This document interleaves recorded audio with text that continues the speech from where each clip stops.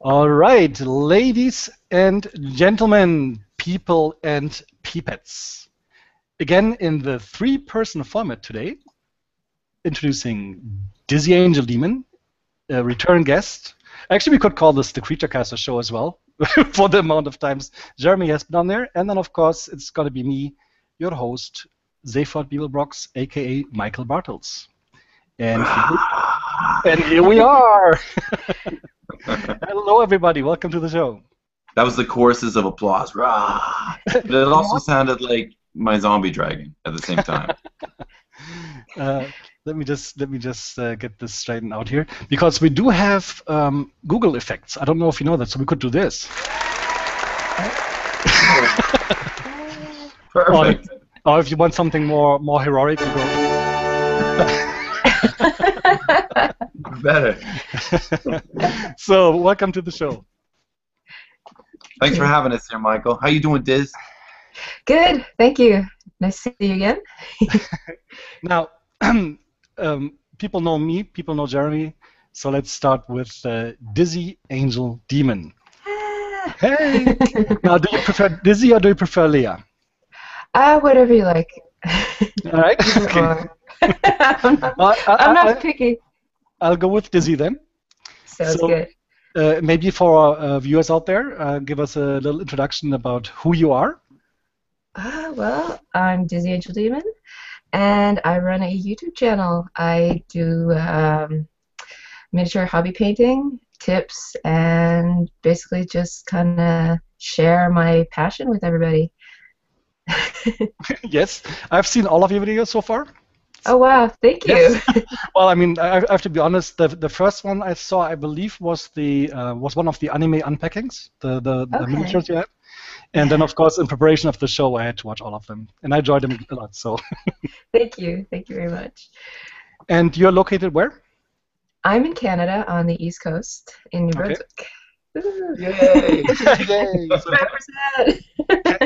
Canada 2 and Germany 1. Now, as you can see on the lower part of the screen, I have a little information piece there. It says Germany 3, Portugal 0.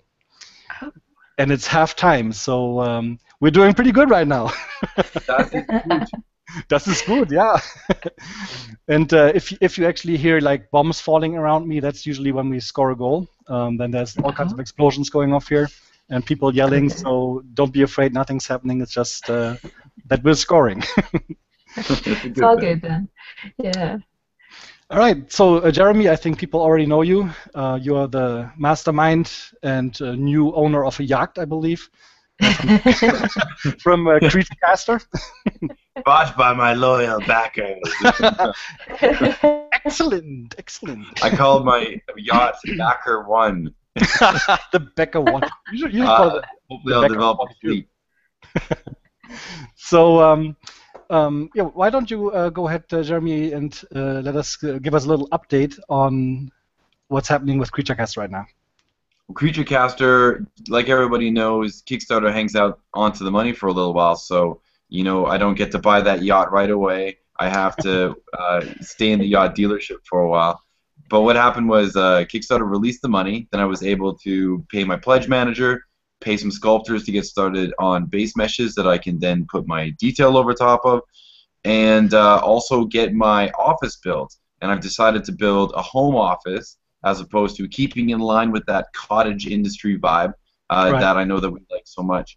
So I just actually moved my bedroom, tore all the floor up. I'm putting in new flooring. Then I'm getting a new computer built, which is this beautiful computer with, it's my first solid state hard drive to run my software off of. Oh, nice. So I'm looking forward to that. And then a lot of sculpting, everyday sculpting, even a little bit of 2D artwork to figure out some of the design things. And the only reason why I haven't showed anything since the last update is simply because nothing's kind of finished enough for me to show. It's still vaguely conceptual at this point. But the stuff is looking really great and it's cranking out. Nice. And yeah, it's just kind of work as usual, really. I want to try something. I want to see if I get the Vortex of Doom or not, because I set everything up. I want to show people the Kickstarter very quick, but let's see what happens. I kind of hope we get the Vortex of Doom. Oh, no, this is different. At least we different. got your we got one screen. Yeah, that's not what we wanted. So let me just fix that really quick. Okay, let me just get rid of this. It's not Vortex of Doom, so that's yeah, it's close though. So we have a black screen. I don't know. Every time we start the connection, it actually loses it. So here we go. Oh, there you go. Yep. So this is your Kickstarter. 1,500 backers, 324,000 Canadian dollars. That's like near yacht money. That is near yacht money. If you were not to deliver any of your your pledges, I think. After I deliver all the packages, it's like it's a pretty good full-time wage. Now here we have something very important, and this is talking about the pledge manager. And the pledge manager, you said, is going to be as early as 30 days and is at latest about 2 months. And I think we just passed the 30 days. So what's the status on that? Well, what I should have said is 30 days after I get paid from Kickstarter. So I had to, of course, pay my pledge manager and get him started. But I just opened up my inbox today, just saw the first fully working version of it. This is totally debugged and very robust. But, you know, we're very picky about this. And what I'm going to do is go through, I'm going to make a bazillion orders on it, essentially, and really take my time with it. It's nothing that we've decided. It was actually my impression when I first started the campaign that people put up pledge managers right away. It's just it seemed to me like I wanted to know that information right away. I wanted people to finish their orders right away. Just seemed to me like it was the thing to do. Although having said that, that's actually not common in Kickstarter campaigns. No, not at all. No, and nobody told me that. So I actually I was promising it's so funny because I went through the whole process being very realistic and very methodical. But then I promised the world with my pledge manager. So I now know that the time involved with programming these sorts of things, and it'll probably take another couple weeks. Okay. But the good news is, looks great. It's going to work flawlessly, and it's also something that not only can I use for my next campaign and have up right away, which would be really cool and really rare, as I said, as far as Kickstarters go, but also it's something that Skycadia, the company doing my pledge manager, they can also. It's a young guy. He's an entrepreneur, and he's able to then use that bit of programming for other companies as well. He's doing the Arcane Factories, and I'm sure he'll do numerous amounts of other gamer Kickstarters. Okay, so if I call him and say, Jeremy told me that you can send me his pledge manager for free, he'll do it? Yeah, well, for free, you have to promise him a ride on the yacht, and then I'm sure he'll... Okay. Yeah, it's going to be like a little rowboat, I guess. Now, Dizzy, you also backed this Kickstarter, right? And that's kind of how we got into contact, didn't we? Yes, actually, yes. I'm very happy to back Jeremy's Kickstarter. It's amazing. What made you back it? I instantly wanted to back it as soon as I found it and clicked on it and saw like the first set of figures that he had up there. I was like, I gotta have these. I have to like, if I have to sell half of what I own, I gotta get these. Thankfully, I didn't have to do that. Good. Yeah, the prices were in the not really yacht range for us, so that was good for us. It was amazing. Like, I've never seen such great prices on those size of miniatures before. Well, not really miniatures at that point, those size figures. Yeah, especially how detailed they are. They're just beautiful. Okay, now we have no group video right now. That's kind of a bummer.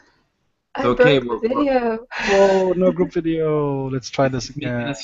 We're just human beings. Can you try turning on your cameras again on Skype? Yeah. Hello, everybody. Yay, we're back. What happened? Everybody is the Skype cameras went down. Now I have your. There you go. Okay. I'm trying to adjust myself because I'm not centered, but whatever. All right. Back. You can't hold it now. Okay, Microsoft, after this Skype call, you have always the little survey, how was the quality of call, and I will have to say, sorry, it dropped, and no, just go back and do your homework. Exactly. Real Microsoft. But Skype is awesome. Like even my mom loves it. She never liked computers and anything, but now she's like sitting on. She's got Facebook and Skype and all these things, and she's like all over it. That's awesome. It's Yeah. convenient, definitely. Yeah. Okay. And keeping in the theme with being brought together from the campaign, I noticed Dizzy's channel after she had posted on the Facebook, and then once I noticed that she did unboxings and reviews and painting videos and all sorts of useful stuff, then that's when we got in touch, and that's when we begun, that's when we became friends. Plus Dizzy's in Canada, so we're Canadian, so it's kind of cool. That's kind of cool. Yeah, we have some problems here with the connection, as it seems. Can you still hear us, Dizzy? I think we dropped her completely. That's not good. She might have been dropped down. But that's good luck if you do your first BEEBLE BABBLE and you. And you're just leaving. It's like, yeah, well, I've been on the show, so what else can happen? That was good. Yeah, that was nice. I'm gonna go to Tim Hortons. Yeah. So while we wait for it to come back on the show, the now so far on the Kickstarter, you don't know exactly what people ordered, right? Is that correct? You only have the total amount. Yeah, that's exactly it. So what's kind of helpful is with the pledge manager, it's important that we actually. I think this is coming back. Is it working? I think. Yeah, that's exactly it. So like the quantities of the actual specific miniatures, they are. Oh hey Diz, there you are. You see her? I don't. He's in my lower windows here, but not in the main window in the screen. Okay. All right. Well, this is a live show, so I should. You know what? I should have this one like a "We'll be right back" screen, something like. Let me just try to fix this here real quick. Can I? No, I can't get her. It does work out. Creature Caster fans are the best people in the universe, so they're infinitely patient.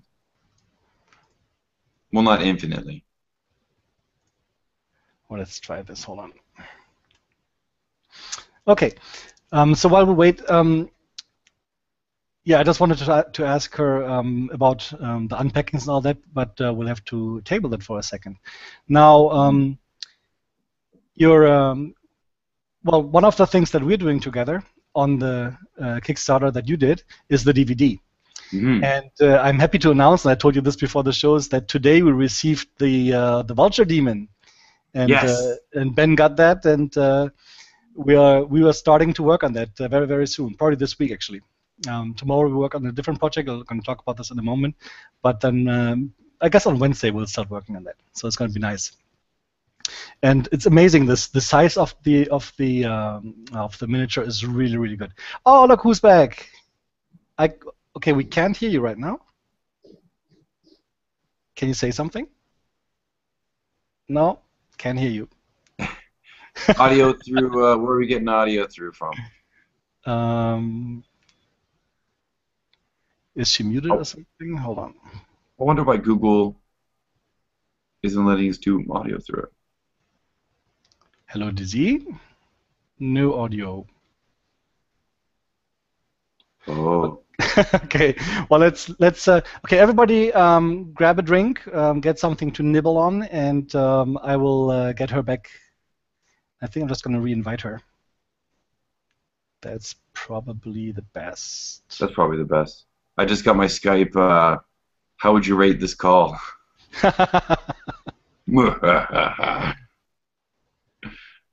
No, can we hear you? No. Okay, can you hear me, Dizzy? Can you hear me? Just nod. I don't think you can hear me. I just rated the call. Camera won't load. Can you hear me?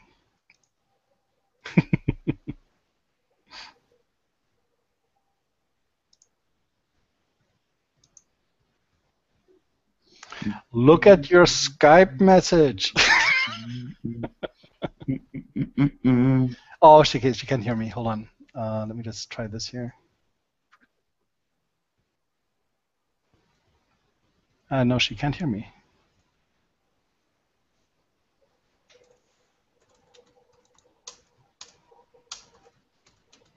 I'm just going to ask if she wants to restart her PC. I'm just going to invite her to the call again.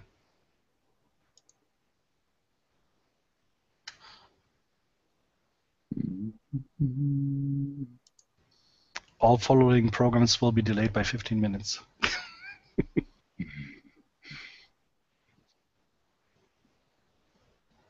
If anybody's interested, my Can you cat's see loving your... it. Hi. Nope. Yeah, she probably lost all the connections to Skype when it crashes. Actually, it does that sometimes. So I guess she needs to restart. Well, we could do that. We could redo the Hangout as well, or we could just keep hanging out and then just have her back in. Yeah, I think we can keep hanging on. She's going to start or restart the PC, and then she can call join the call again with the link I sent her. Oh, all right. So she'll be right back. Well, let's talk about Kickstarters a little bit because I mean, obviously, I'm following a lot of Kickstarters. And whoa, now you're really big. This is awesome. This is awesome. Oh, God. What to do? Oh my God, this is so funny. You know what? We're just going to make a quick screen on the fly. Here's the Vortex of Doom. Hold on. Now we're going to do things the right way. Add screen reach. Got a little bit of Vortex of Doom, so that worked out. Okay, here we go. We'll just make a real makeshift one. There you go. That's number one. This is a really professional screen. Oh, look at this. This is like Monty Number Python. Two. Woo. Hold on. Whoops.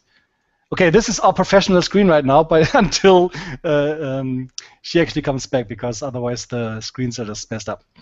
Like a Perfect. Beatles. Now, everyone who enjoys all the little problems we have, you can actually leave your comments in the in the Facebook, in the YouTube comments, and I can see them here, and we can actually. This is like a rare treat. This is like a behind-the-scenes look at the production that goes into a Skype call. That is awesome, isn't it? It's like it should be the easiest thing in the world. It's not. This is, you know, that this is making somebody's Monday, though. Yeah, I guess so. Somebody out there is saying this is the greatest Skype call in the history of the world, and it's really brightening up my Monday. It probably is. It probably is. So let me just do a couple of shout-outs while we're here. So we have Malte here. Malte, we're doing great. Thanks for watching. Thanks for not watching the soccer game right now. Then we have Kitty Cat 23 UK, as always. Yeah, we have Kitty Cat. Bastian is here. Hey, good morning. And Erica Lindstrom is there. Thank you, Erica. Hey, Erica, how you doing? Yeah, she's been in. Okay, I think Dizzy is back. Can you hear my audio at least? We can hear your audio. Okay, that's a start. That is a I'm start. waiting for Skype to load my camera. I had to restart my computer. Yeah, sometimes when Skype crashes, it just loses all the settings. I have this sometimes as well. So I hope it doesn't happen on my side. That would be a problem. I keep turning off my camera and trying again. Come on, Skype. So for all of the viewers out there, you can leave your comments in the YouTube section, and then we will answer your questions that you may or may not have. How about I hang up from Skype and you try calling me? Maybe it'll pick up that way. Okay, cool. Okay, how do I remove her from the call? Not from contacts. Oh, wait, I think I have to do that. Oh, that's right, because you set her up. So I'm going to go to... Sorry, guys, this is like a total nightmare. No, that's all right. No, this screen is a total nightmare, especially for Jeremy. This is like Art Nouveau, isn't it? It's like we have the... This looks like a video. Yeah, this looks like a really artistic video. Actually, I enjoy it so much. I'm just going to keep it for a while. Hold on. So This is such a professional show right now. I'm dying laughing over here. I've ruined your show, Michael. Okay, Dizzy. I think you also need to Guys, I Okay, turned now? into a cat. Yes, okay. Put cats on it. Dizzy, can you accept my Skype request? I didn't see an accept, but I did see join. Like I can join the call, so that's what I'm trying to do right now. I didn't see you actually calling me. Why camera won't you work? Meow meow meow meow. Oh, that's right, Oscar. Now, if this doesn't work, I have maybe a backup plan. It will not be nice, but it'll work. I'm gonna hang up. I'm gonna unplug my camera, and then Okay. I'll try again. All right. And for everybody watching, thank you for your infinite patience. Really? Meow meow. You know, this is the wildest show we've had so far. Now, where's your dog? Come on. My dog's actually sleeping in my bedroom. She's normally exactly where the cat is right now. Oh, okay. So she's like owning this place. This cat is loving having the chance to be boss. The cat is the sauce boss right now. Oh, look at that. We have a video. Oh, we have no sound. That is awesome. She's laughing. There's no way we can have video and sound at the same time. Oh my god. I can't hear you. So what? No. Yeah, this is fun. Well, can Diz, can you exit the Google Hangout and then re-enter the Google Hangout? You know what? Can you turn on your speaker on Skype? Now she's frozen again. No. Oh no, I hear you. I hear you. Well, we can hear you if you do the. Are you unmuted on Skype?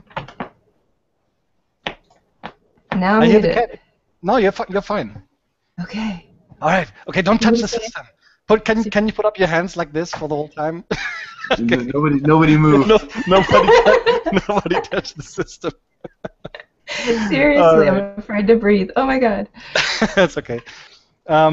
We're just talking about Kickstarters, and now, Jeremy, in your Kickstarter campaign, you had a lot of positive feedback, like from all sides, basically. It went really viral, and I've been following a lot of other Kickstarters as well, and some of them didn't get funded. Like, for example, our friends from Italy, they did a gaming table, Fourth War equipment, and they just relaunched, I think, yesterday. And we'll talk about this later on. I'm going to show a couple of Kickstarters. Then we have Kickstarters from France. Drakerys is a very big Kickstarter right now, going very well. And unfortunately, we had Fallen Frontiers, our friends from Scale Games and Scale 75, who just about 2 hours ago canceled their Kickstarter. Wow. So have you guys heard any of that before, or have you heard of that? Okay, God, Oh, this is not going well. Can you restart the cameras? Yeah. Maybe start. There we go. Okay. Am I there? Well, at least we can hear you. Yeah. So I guess this will go on for the rest of the night. So that's all right. I think everyone is streaming the soccer game right now, or the football game, as we say in Germany, and That must be it, all yeah. the lines are busy. We'll blame them. But yeah, I haven't. I've been following Drakerys, but I didn't know about the Fallen Frontiers. I had seen their artwork, but I didn't realize they weren't going through with the campaign. Yeah, I was on it not long ago and checking it out and thinking of pledging on them. So I didn't hear that they canceled.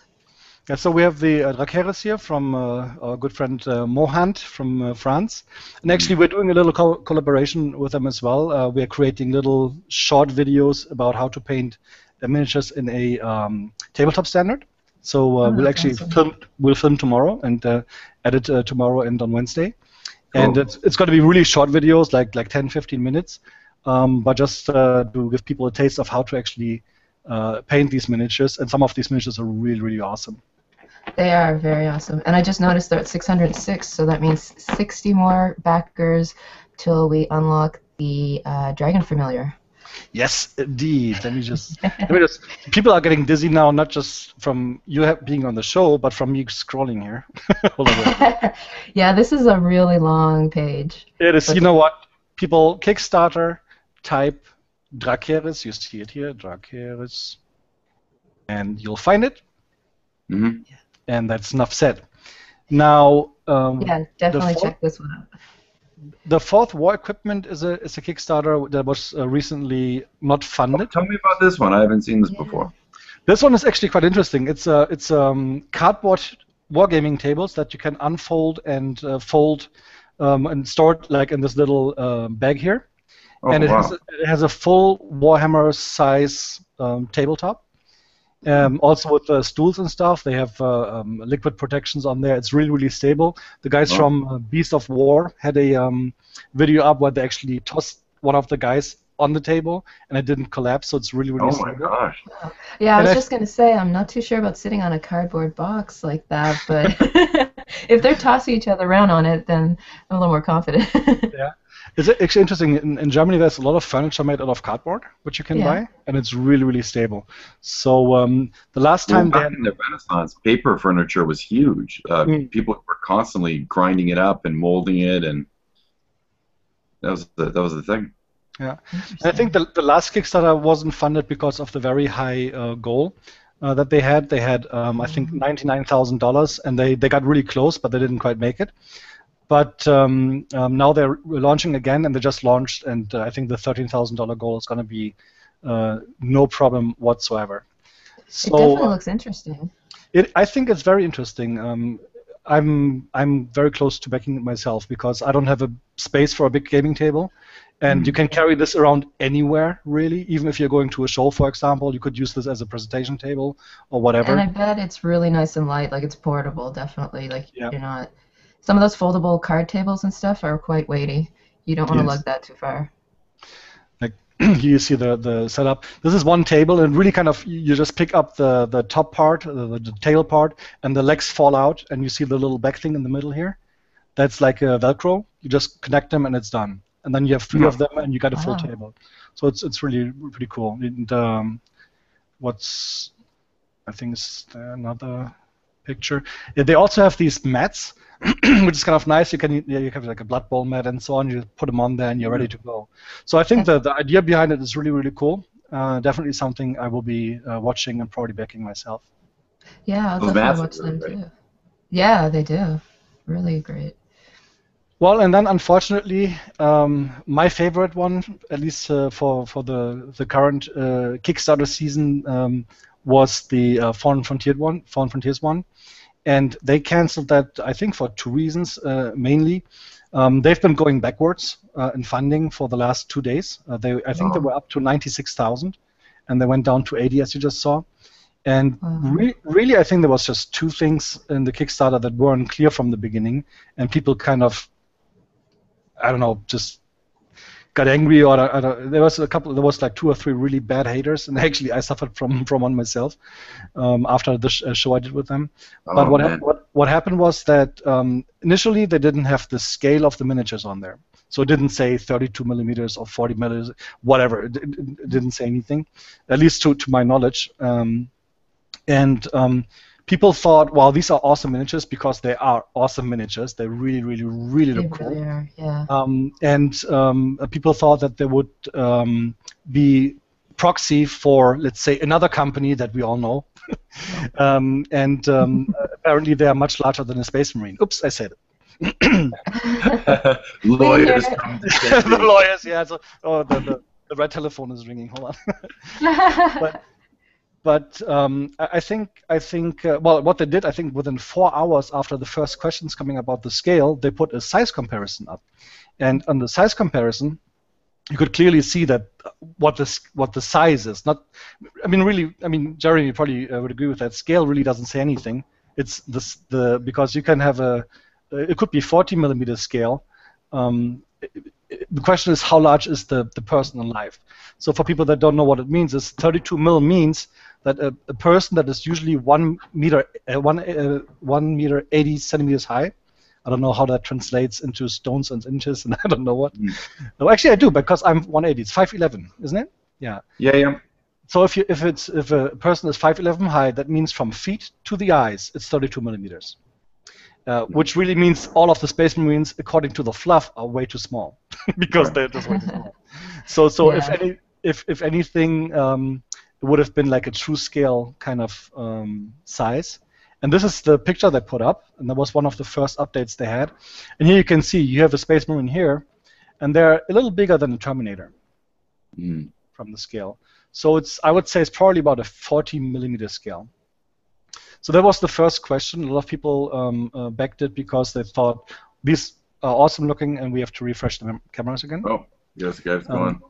These are awesome looking miniatures, and we want to use these as proxies because they are much better and much cheaper than from other companies that we may have seen before. So I think that was the number one issue. The second issue that happened was that it wasn't clear to everyone what material would be used. And as we all know, Jeremy, can you at least hear us still? I heard, yeah. Okay. I hope We the can't grenade see you. launched in that. Just waiting for You guys my scored. I need to create for the next show. I need to create some emergency screens. Okay, we have your profile picture. So I'm just going to continue. So the second question was the material of the miniatures, and of course when you look at the Kickstarter, I think the idea behind this was that this is going to be a heat injected. I can't say it. The heat injected plastic molding. I think that's what it's called. Is it? Or the hips, or whatever. Yeah. It's polyvinyl, so it's just it's always hot when it goes into the mold. It's basically injected molding. Yeah, I think there's a difference between hips and PVC. By the way, it's 4-0 Germany, Portugal. We're doing pretty good. Wow. But I think the question there, as we all know, that making molds for the injection process is extremely expensive. I mean, creating one mold can cost you to like 50, 60, 70,000 euros easy. And with a pledge goal of 90,000, I think it was. Of course, that is kind of at the bare minimum kind of level. So if they did exactly 90,000, that's just exactly what they need to produce this product. And then there were some questions about the materials, and then there were some questions about is it going to be resin or not. And there was basically two options. It's going to be either resin if the goal is not hit, and if the goal is extended by, I think it was 130,000 or something like that, it would be this injection molding. Oh, well, that sounds fair. I think that's fair as well, but I think that information was missing from the campaign in the beginning, and that's why people were a little, unhappy.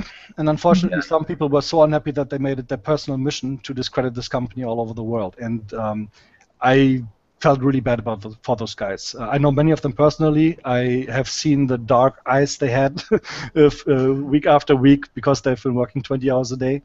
But I think they will be back. For sure, and they will just kind of cover the bases and do this kind of stuff. For the record, I will be backing them when they come back, so I'm looking forward to that. I love their paints, and I love the miniatures that they're producing, so haters hate. Haters gonna hate. Well, haters gonna hate, but lovers are gonna love. Exactly. The thing is, stuff that's high praise coming from Diz because she's painting, so it's like, that means something, and that's a good endorsement for me to go in and look at their stuff as well.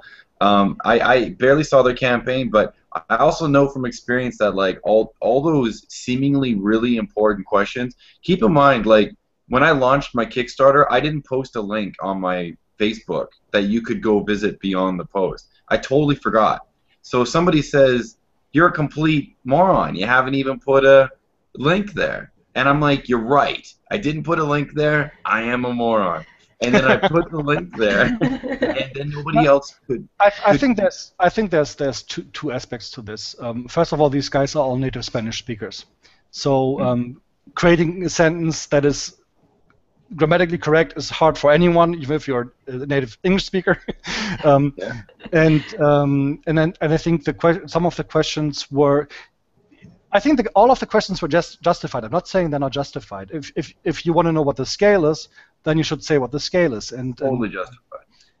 If you want to know what the material is, then there needs to be information about the material. So the updates probably weren't as clear or as quick as maybe as a lot of people on the Kickstarter expected it. But then again, they had 4,000 comments. And many of them were responses to these questions, so that's a lot of comments. Do you know how many you had? How many did you have? Let me just check. I've got about 2,500. Yeah, so that is approximately 2 comments per backer, I think. Yeah. So they had basically twice the amount in half the time. Yeah. So I mean, just just And there's like responding. translating everything also. Well, for the most part, I imagine.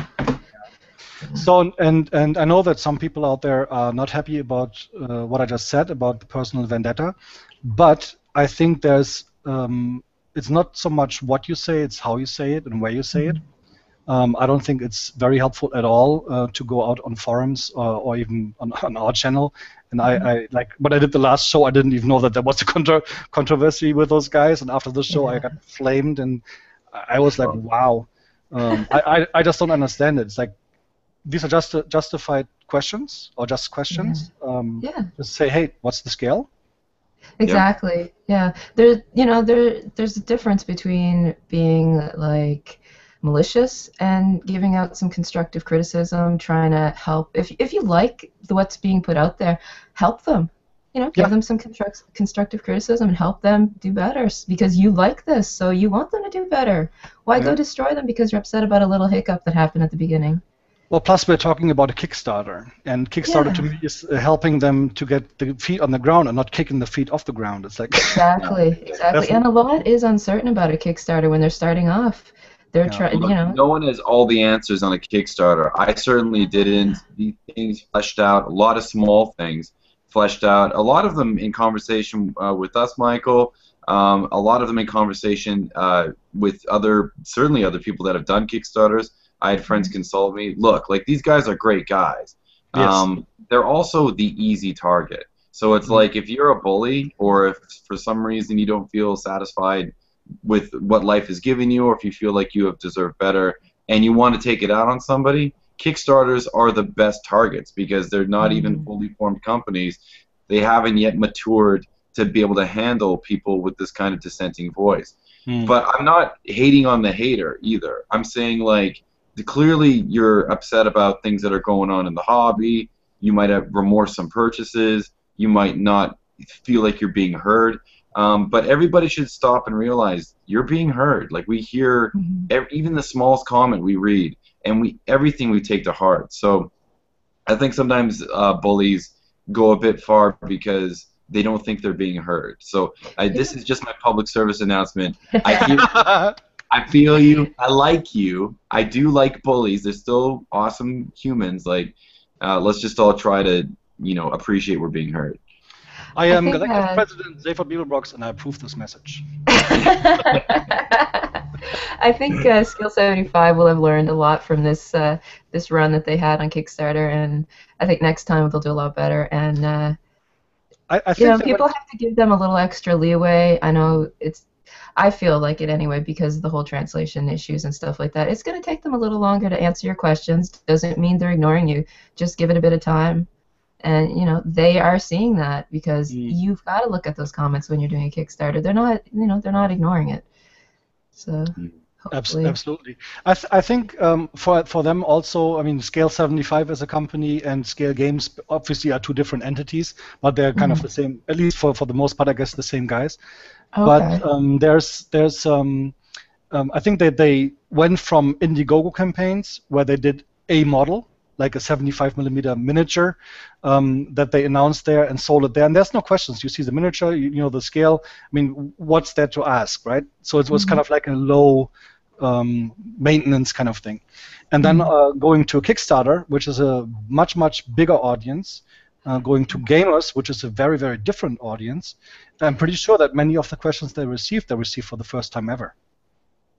Yeah, I think a lot of the people that were following that Kickstarter are passionate about, the hobby, passionate about gaming, and that's probably where a lot of that, heated anger and issues came out from, just passionate fans. Yep. Well, plus these are also, they're dealing in a sci-fi universe and a dystopian science fiction future. So currently G-Dub is the game in town in terms of that future. So you have to realize that a lot of people that are going to go into other sci-fi type universes and then start being hypercritical are fanboys. And gamer fanboys are the universe's most entitled people that we've ever discovered.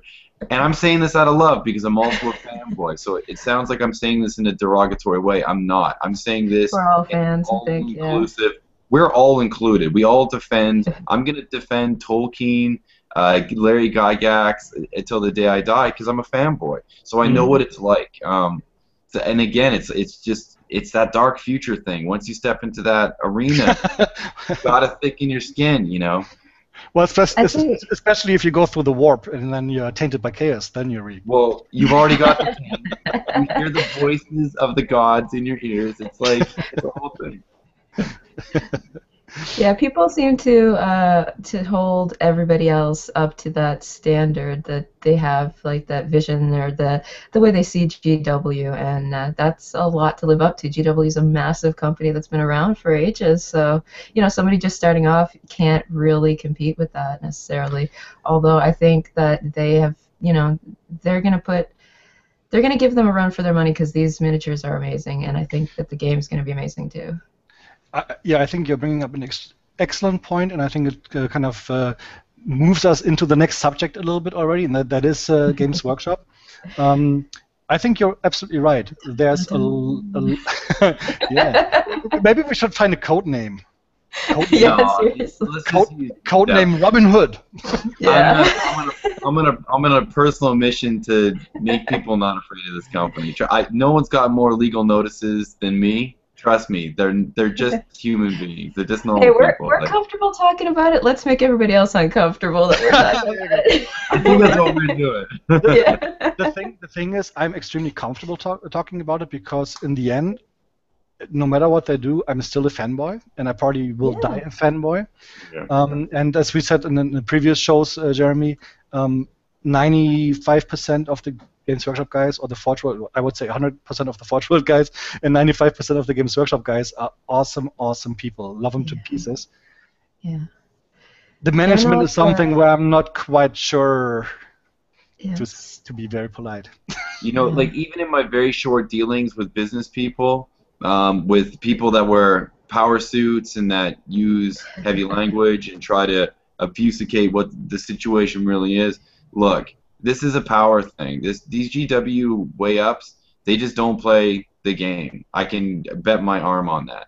They're a part of a portfolio with a lot of different companies, and there's a lot of way-ups looking at the bottom line. We all know this, but it's also GW's responsibility to get a little starter box, paint it up, put some dice in it, go to a board meeting, and say, at the end of the day, homies, this is what it is. Let's roll some dice. Just so you know where your $38 million is going. This is what it's all about. This is a shout out to GW. I want to see that video of the higher ups, the suits, playing a game on the boardroom table. Yeah. Now, I will give you a little insight in my history. Jeremy, you know that, and I've been one of the big guys myself in my previous life in a completely different company, but all suits and yeah. But I would every Friday evening, I would go straight from work in my suit into the local Games Workshop and play my still undefeated Space Marines against some 14-year-old. That's probably why they're still undefeated. But you're so evil. Yes, I'm very, very evil. But no, I think that's it's a game, right? I mean, who cares who plays it? It's awesome. You have fun. You meet nice people, and why not? I mean, I just don't get it. That's the nice thing about, that's a good point to bring up. It's a great thing about these games is that most of them, they're open to anybody, all ages, all manner of people, all girls, guys, younger audiences, like you said, you in your suit after work, after a long day of work, you can go and just relax, roll the dice, and have fun. Yeah. As long as I was winning, it was really fun. The real issues comes out of when we defend that thing that does unite us. It's the hobby that unites us. It unites. I don't have kids. Sophie and I don't have kids, so I would hang out with tons of kids in the shop, especially when running mega battles on Sundays. I knew all the families. I had mothers take me out to lunch in the food court when I worked in the GW in the mall. So it's that's real talk. That's real moments happening. Yeah. And I also saw these kids grow up, and they're all now adults, and they're still now they're buying other games too. But it's pretty cool to see them grow up into great humans. And we know it's great. We know in our heart it's amazing, which is why we defend it. Which is why we get moments where people defend it. It's all beautiful, but it's like we have to remember, like, we're defending it for all the right reasons because it is such a great thing. Yeah. The sad part of it is that we're stuck defending it from the people that are making it. Is how I feel. Like, we're seeing them take it in a lot of possibly, a lot of more than possibly wrong directions that are making us very upset to see things happening that way, and they're not listening to the fans either, which seems to be death on their end. But honestly, if I look at the Fallen Frontiers Kickstarter right now, and I see on that very limited scale what was going on there, to some extent I can almost understand that they withdrew from Facebook, not only Games Workshop, but also Forge World and Black Library. Do you think that the fans are almost driving them out from this kind of social interaction? Is it too much hate going on? Everyone knows, no matter whether you love them or don't love them, let's face it, everybody, even if they don't love GW, kind of loves GW. Like, that's the weird thing. It's kind of, they're kind of irresistible. I think a lot of it, they're lashing out because they're passionate about it. Yeah. That's what it is. I think that's largely what it is. It's like people are so, it's a great universe. It's been around for 5 years shy of what D&D has been around for. Yeah. And so that's like, been a long time. It's been over 30 years. So, like with the GW, oh man, I totally lost my point. So forget about me. I tangent. Oops. Sorry. So yeah, I think first of all, I think that Games Workshop's withdrawal from all of the social media and also from the scene, basically. I mean, look at the Games Days. There's no more Games Days. There will not be a Games Day in the UK. I heard rumors that there may be a Golden Demon in the UK this year. That would be the only remaining event. Now, this is just, take this with a grain of salt, but that's what I heard. Now, if they are doing a Golden Demon only, it would probably have a similar format to what they had in Australia or what they had in Sweden this year. I think it's called the Fang in Sweden, where you enter your miniatures into a store and then you win in a category, and then it's like a pyramid scheme where like the miniatures are being sent to the main office and so on. If that is the case, honestly, for me, they're dead, as far as Days and Golden Demons are concerned. Yeah, that's a shame. I think GW, we all know, has never been good at the internet. They if you're a retailer, every retailer is right now watching this going, dude, yeah, they do not get the internet. We can't even retail their stuff on our online store. Yeah, like that's anybody terrible. else in the world. Nobody can offer discounts, prizes, incentives, stimulate that bit of economy. Also, I've seen a bazillion, I think bajillion is the actual technical term, videos from Forge World. I know what Forge World artists look like. I've fallen deeply, passionately in love with all of them. They're amazing human beings. Yes, I look into their eyes. I see the passion. I haven't seen one GW video with one single person, with exceptions of interviews that I've found from Jess Goodwin or from Blanche, but aside from that, there's been no GW released footage of anybody. It's a big giant evil robot for all I know, or it's a beautiful Buddha in the middle of the factory as I'm holding my stick, my East Vancouver stick. They could be amazing, but we would never know it. So they should just literally hire Michael to go in there. They should hire you and say, dude, do video PR for us and connect us to the community. People will instantly love that company again. Yeah, the thing is, from everything I see as far as business decisions are concerned, the problem is not the communicating side. I think that things like the Games Days have been killed by cost, or the wish to cut costs, basically. It's not so much that they don't want to communicate or they don't know how to communicate, because I think they really do. It's just they choose not to. They choose not to hear what's going on. And honestly, again, as I said, I've seen so much flaming on the Forge World side, and usually on the Forge World side, people would flame about Games Workshop because they were trying to find this kind of outlet to kind of let some steam off. And again, to some extent, I can understand it, but I don't think it's the right solution to kind of withdraw from the market. And yeah, I think that kind of fuels the fire when they just disappear like that, when people are hating on them rather than either ignoring, the outlandish hate, the stuff where people are just like so far gone that they're just on a rant. You just got to let them blow out steam, and it'll boil over eventually. But there's some valid points out there that I think that they could address, that they could try to explain to people why they're making the choices they're making, because they don't seem to understand. People are passionate about this game. They are passionate about the minis, the rules, the lore, or fluff, as people like to call it. I hate calling it that. What would you think? Sorry to interrupt. What would you think is the worst thing that could happen to Games Workshop? People that love their product, people that hate their product, or people that are indifferent? What I've learned from watching years of wrestling All right. is that the highest form of education. Exactly. It's excellent when the fans love you. It's just as or even more excellent when the fans hate you. But if the fans are quiet and they're indifferent, there's a problem. So now we know what kind of videos they're watching at the at the big meetings with Games Workshop. They're going, oh, the Hogan.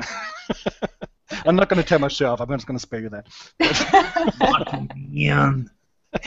Or the Macho Man Randy Savage. Yeah, my favorite was always Jake the Snake. So yeah, Jake's I love Hacksaw. Takes me back to when I used to watch it with my dad, actually. There's a big tradition of wrestling in Canada. The Stampede Wrestling was offered a lot of the first stars that we saw in the WWF. So it's a kind of Canadian thing, the whole wrestling thing, as well as the rest of the world. So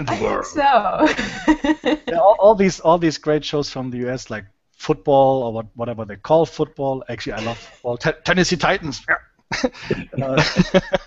and wrestling really are not that big over here, but yeah, I love wrestling too. Until I found out it's not real. It's all a show. I was very disappointed. Rory McDonald. Oh, I'm sorry. Spoiler alert. I could get into a big argument about you guys saying it's not real, because they're still doing the moves. They're still at risk. I've seen a lot of awesome, amazing wrestlers, break their necks, break bones. What's that? Wasn't a Canadian wrestler who actually died in the ring? Yes. What's his name? Yeah, Nick Hart. Yes, thank you. He got busted up. Yeah. Poor guy. He's part of the Hart Foundation, a bunch of Canadian guys, and that was an entire wrestling organization at one point, I believe.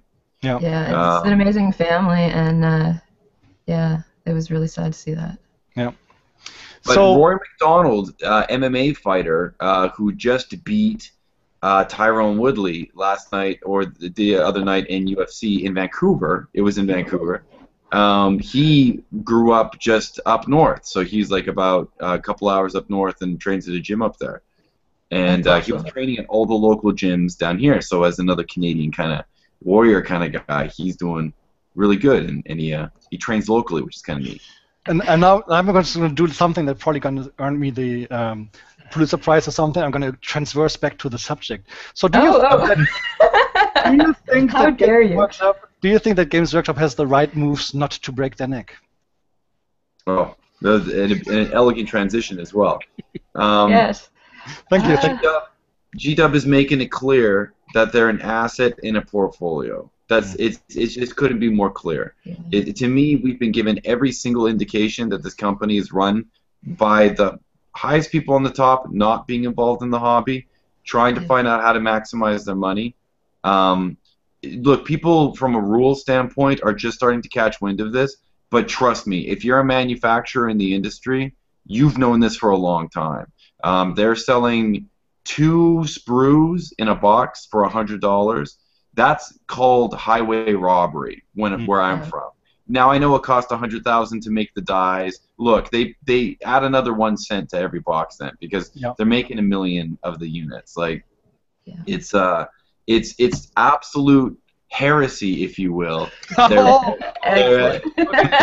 If I had a hat on, I would take my hat off. Exactly. Now look, nothing I've said talks about the fluff, the canon, the stories, anything Dan Abnett has written. I'm not taking away from the artwork of John Blanche, all that stuff.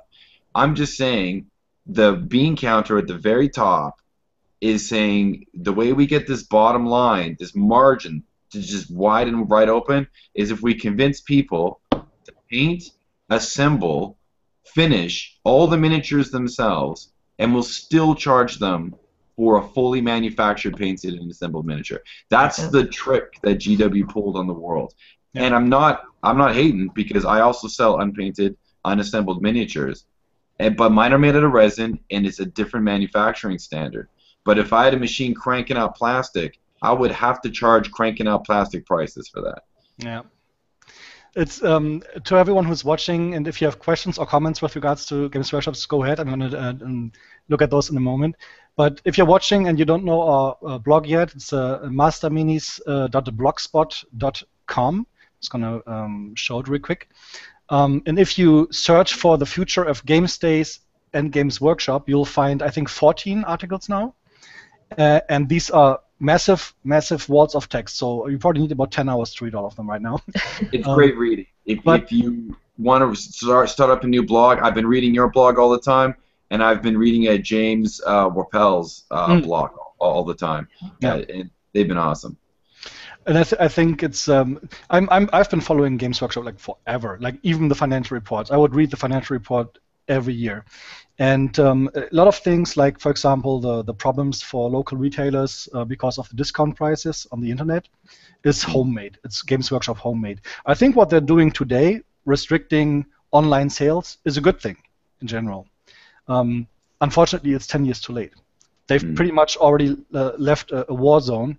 A lot of stores went belly up just because of it, because you cannot have a store and provide a service and have people providing the service and sell the product at the same price as the online world.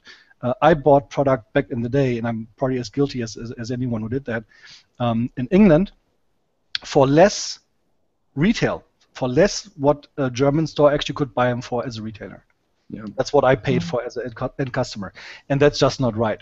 And that kind of, well, plus if you're selling everything through this kind of discount chain for Games Workshop, it isn't good either, because they're selling everything at 50% discount to that retailer. So they're hurting their bottom line, and they're not selling anything through their own stores anymore as well. So I think this problem grew over many, many years, and they finally got a tab on that, but yeah, but at higher prices and not so easy. Well, it was a tricky model. They were very aggressive. Keep in mind when Fallen Frontiers, had, refresh. Now, we're already pros. We know how to do this.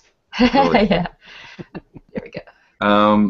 Of course, mine is it takes whatever. But I was just gonna say, like oh, there I am. GW, makes really big. They move very big chess pieces now, because now when they release a model, they know they're gonna sell a large amount of it. They can engineer that, because they know if they make a model that's very important in the rules, immediately they're going to get those sales. But that's a hard thing to explain to a way up.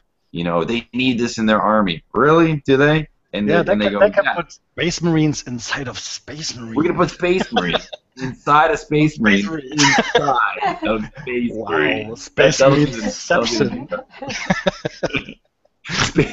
It'll be Space Inception Marines. But yeah, they know they're going to make $1 bajillion. It's they're figuring out how to make these stable numbers, but they're moving big chess pieces. My advice to any company coming out with a game system is don't move a big chess piece. Move a very small one. Yes. A very small achievable goal. Make a beautiful. I play games in a box, like little card games with little like very Euro games with tokens and little maps and stuff. How can they do it where they make a beautiful, balanced game? And yet these miniature companies keep making these extravagant, massive games that are PVC or plastic injected. Just make small resin pieces, start from there. I'm not sure why we don't see more of those campaigns, but I love the Mordheim Necromunda Dreadball kind of scale. So like I'm very curious as to why we don't see more of that in the world. I know if I were to ever launch a game, Plastic Injection would not even be on my radar. It would not even be close to anything I'd be thinking about. Do you have any connection or affiliation with Games Workshop at all? Do you play, buy, paint those miniatures? I got my start with GW. I'm not affiliated with them, like, you know. Wow. I'm not connected with them in any way or anything like that. But that's where I got my start with like miniatures. Where I got my start painting would be years back. I mean, I painted ever since I could, you know, pick up a brush or, you know, put paint on my fingers. But as far as miniatures goes, yeah, I walked into a GW shop and I went nuts. I bought the Mega Paint set. I spent all my birthday money and all my savings, and I bought their the Mega Tool set or whatever it was called that they had. And then I picked up some miniatures, and that's how I got into it. And yeah. So what were your first miniatures? I picked up the Assault on Black Reach set. Oh, okay. So they would have been my first, and then I started working on a demon army. Ah, nice. Yeah. So is that where Angel Demon comes from? I've had that for ages. It's part of, you know, I always loved Dizzy from Guilty Gear, and I think it fits in with my personality a lot. I'm a little, you know, I'm a little nice, I'm a little naughty.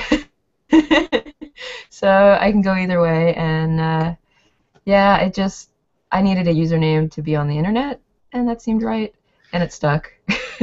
Actually, since you just mentioned that, let me just try to find my... I got so many tabs open. That's one of the bad situations when you have so many screens. Where do we have your... Yeah, I have one screen and I still have like normally a million tabs open. Now we have. I noticed you also have a web page or blog. It's yes, it's currently in the process of being revamped. So please excuse some messiness right now. Is that on the About page, the picture that you wanted to upload, is that still open, or is that actually the picture that's there now? It says something about I'm going to be uploading a picture soon on the About page. Yeah, and I just completely never got around to that. I saw that, I saw that a couple weeks ago. I was like, wow, I'm so not on the ball with this. And I'm going to revamp the whole thing, redo an About Me page, and that, like, stuff's a bit outdated everywhere across the board, so... I just recently put on new skin on the site, and I'm kind of tweaking that. Of course, when you do that, a lot of things break along the way that you have to go back and fix up. So, so for you, Facebook.com/DizzyAngelDemon would be the #1 spot to go to. You always have your updates for the videos on there. I usually always put my updates on there. I recently made a page. It's Facebook.com/DizzyAngelDemon, spelled out .com, spelled out like. Was it .com spelled out? Ooh. Yeah, that's the. Okay. So it's a new page basically.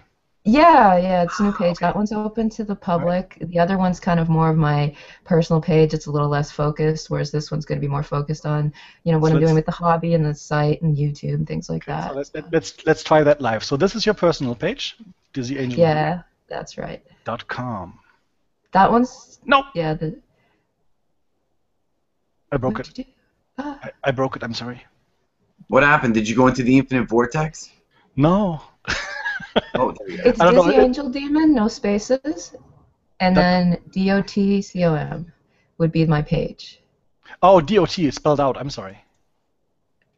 Well, actually, it wasn't showing up spelled out right there. They're showing it as .com. Well, the address is. Ooh, nice. Out. But that is my new page. I already like that. I have found it before. Yeah, I sent out invites to all my friends, so you would have seen it probably. And I noticed that we have a lot in common. And the one thing in your About page that I noticed we had a lot in common, and now I'm going to top that heresy transition that Jeremy had a moment ago. We talked about Inception and Space Marineception. And if you don't know where Inception got their idea from, then you have never heard of paprika. Oh. Paprika, yumega okasarete iku. If you haven't heard of Oh, this, check it out. And also, I recommend the soundtrack. Amazing soundtrack. Yes. Especially when you're driving. So this is available on different, how do you call those, streaming platforms. Yeah. Where you don't have to buy it to actually view it. It's kind of like you view before buying kind of thing. No, it's an awesome, awesome anime. It's absolutely crazy and mind-blowing, and you have to watch it twice to kind of get everything in. I love that. That is probably my favorite anime. Yeah, I could watch that one over and over again and never get bored, and probably always, discover new little treasures within it. It's really amazing. And we have another connection. I don't have a picture for that, but that's Elvira. Oh.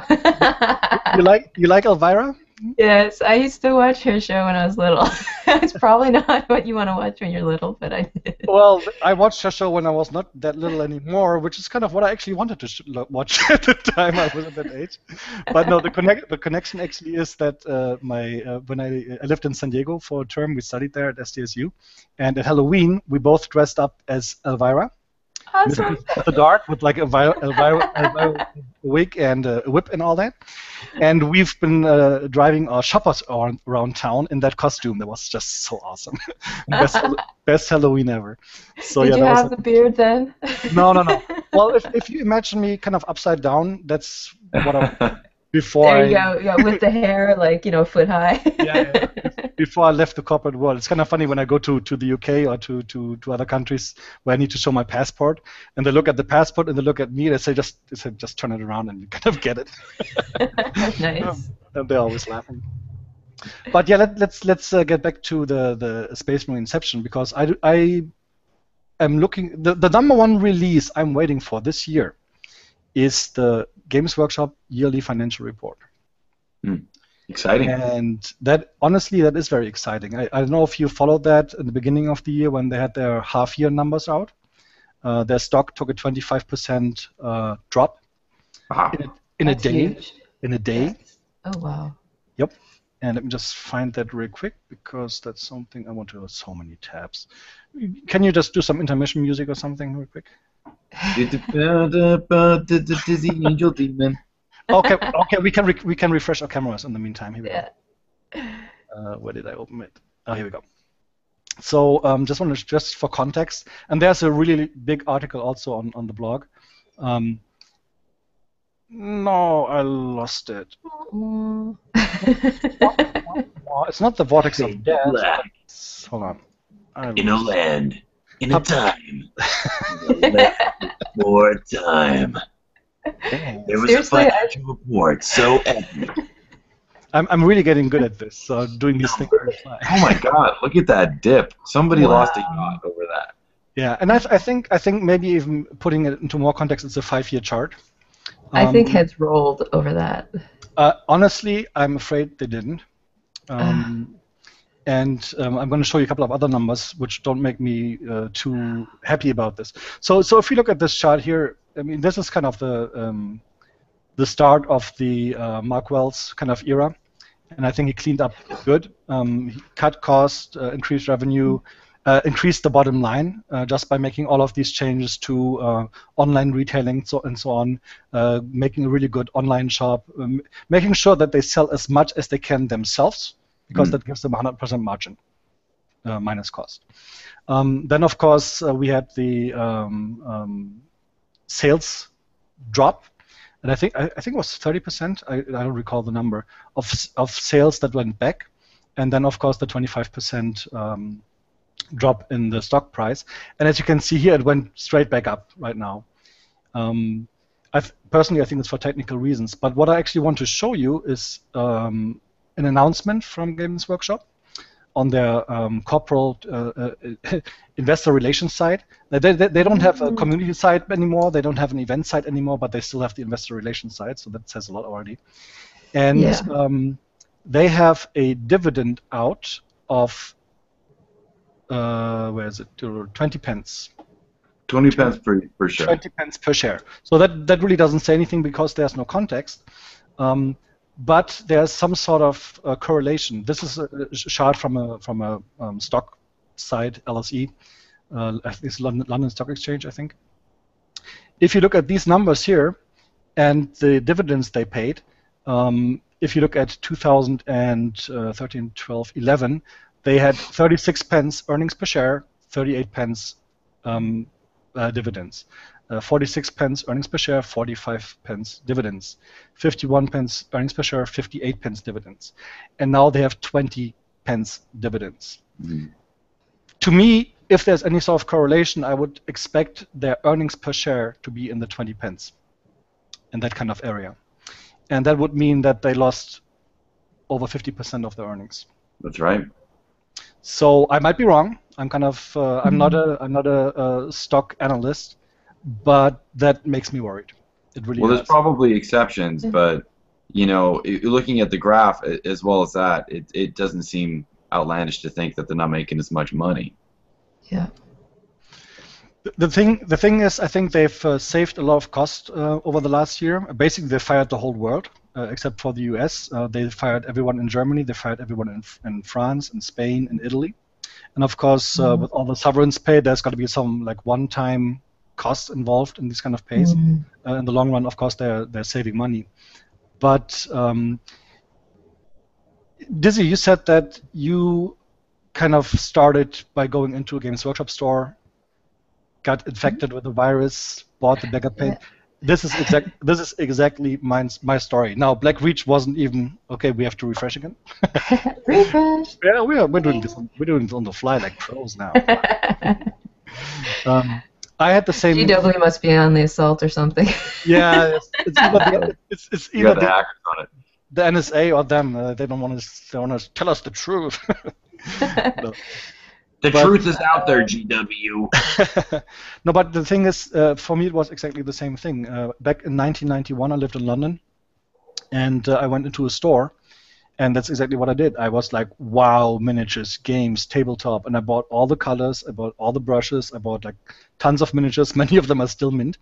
But that's how we started. And my fear is that, I mean, where can you cut cost when you're at this kind of level right now? And honestly, I don't really see them making more sales right now with everything going on, and that's what we're already seeing. I know from stores that they're doing less than half of what they did last year. Can you actually see me on the Hangouts? Because all I see is a loading screen. No, I can't see you on the Hangouts right now. Also, I can see you on Skype. I see myself on Skype, not on the Hangouts. Do you see her on Skype, Jeremy? No, I just don't. turned off the camera right now. Uh-oh. See, I called them out, so now they're attacking me personally. This giant laser. They got a giant laser, and they'll point it right at anybody who says anything bad. Proof. Do I dare hang up and rejoin the Skype call? I think you do. Okay, because I see myself on Skype, but you guys don't. Okay. All right. So we're going to have a very interesting screen in a moment again. Let's see. Well, yeah, I don't know how they're gonna like foster the hobby if they don't have these locations for people to pop in. You know, and also, you know, the people go into a local hobby store instead of this GW specific store. So there's no longer the disconnect, the psychological aspect of saying, oh, GW is the hobby. That's no longer a thing. Now it's like, oh, this is a hobby with many different games, many different aspects, and I can get into any one of these games. Some are bigger, some are smaller. So point being is that GW has done, you know, I personally think them having their own store is a little bit weird, but good for them for giving it a shot. I think they overshot their trajectory, and they realized their trajectory is actually here, Right. which is probably better than the average hobby shop, which is about here. So I think they're readjusting their trajectory, but it's kind of a double negative because it's like what happens is they have to lower this trajectory, which is realistic, but now they now the cat is out of the bag. GW is not the only part of the hobby. It's not the only game where you paint models. And now that we're in this landscape of millions of options, it's going to become lesser and lesser and lesser as time goes on. Yeah. I'll probably get hate for saying this, but as the hobby is growing, I'm actually seeing a lot more companies coming out that are, giving GW minis a run for their money. Like, I'm seeing high quality miniatures, beautiful sculpts coming out on the market that I would easily, put my money towards over the overpriced GW pieces. Yeah. I completely agree with you, but I actually went to a seminar where they told me not to say but I'm a German, so I can say but. The dreaded but. Dale Carnegie, does that ring a bell with anyone? Mm-hmm. It's a U.S. guy. Anyways, but the thing with that is, I completely agree with you. And from a painter scene, and we had this discussion here not just today, but we had this in a couple of months already.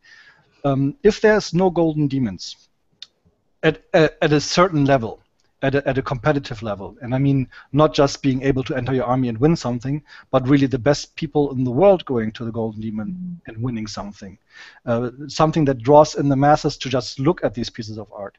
If that's missing, there's a lot of people not interested anymore in painting Games Workshop stuff because they are not the most beautiful miniatures out there. And if I look at the current releases, they're getting more and more like toys. They have no soul. If you know what I mean? So we had this discussion today, and Ben said, you know what? If there's no Golden Demon, why would I paint those? There's so many nice miniatures out there. And here's looking at a. Oh, sorry, I just want to cut you off at this point. No, go ahead. When you said they have no soul, I totally understand that because I'll look at a mini sometimes or a figure, and it'll almost speak to me. Like I could hear it or I could see it almost take life. And that's a mini that really speaks to me that I want to paint.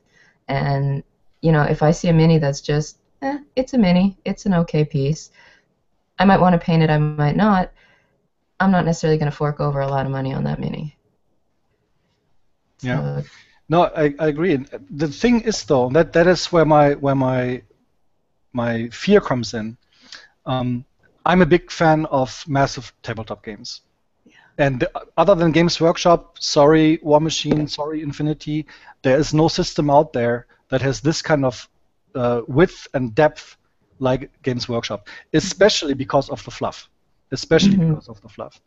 Now, let's for argument's sake say Games Workshop is not gonna recover from this. They're just over the years it's gonna dwindle down. They'll never go away, right? I mean, they're gonna do movies and there'll be other things that maybe they can revive the whole thing, but at the prices they're currently selling at, they have priced themselves out of the market already. And if I tell the mother, here's a starter set and here's some brushes, here's some paints, and now please give me £250, they know that their 14-year-old next month wants to do something completely different, right? So the question, that is an investment. We're not buying a toy, it's an investment. Yeah.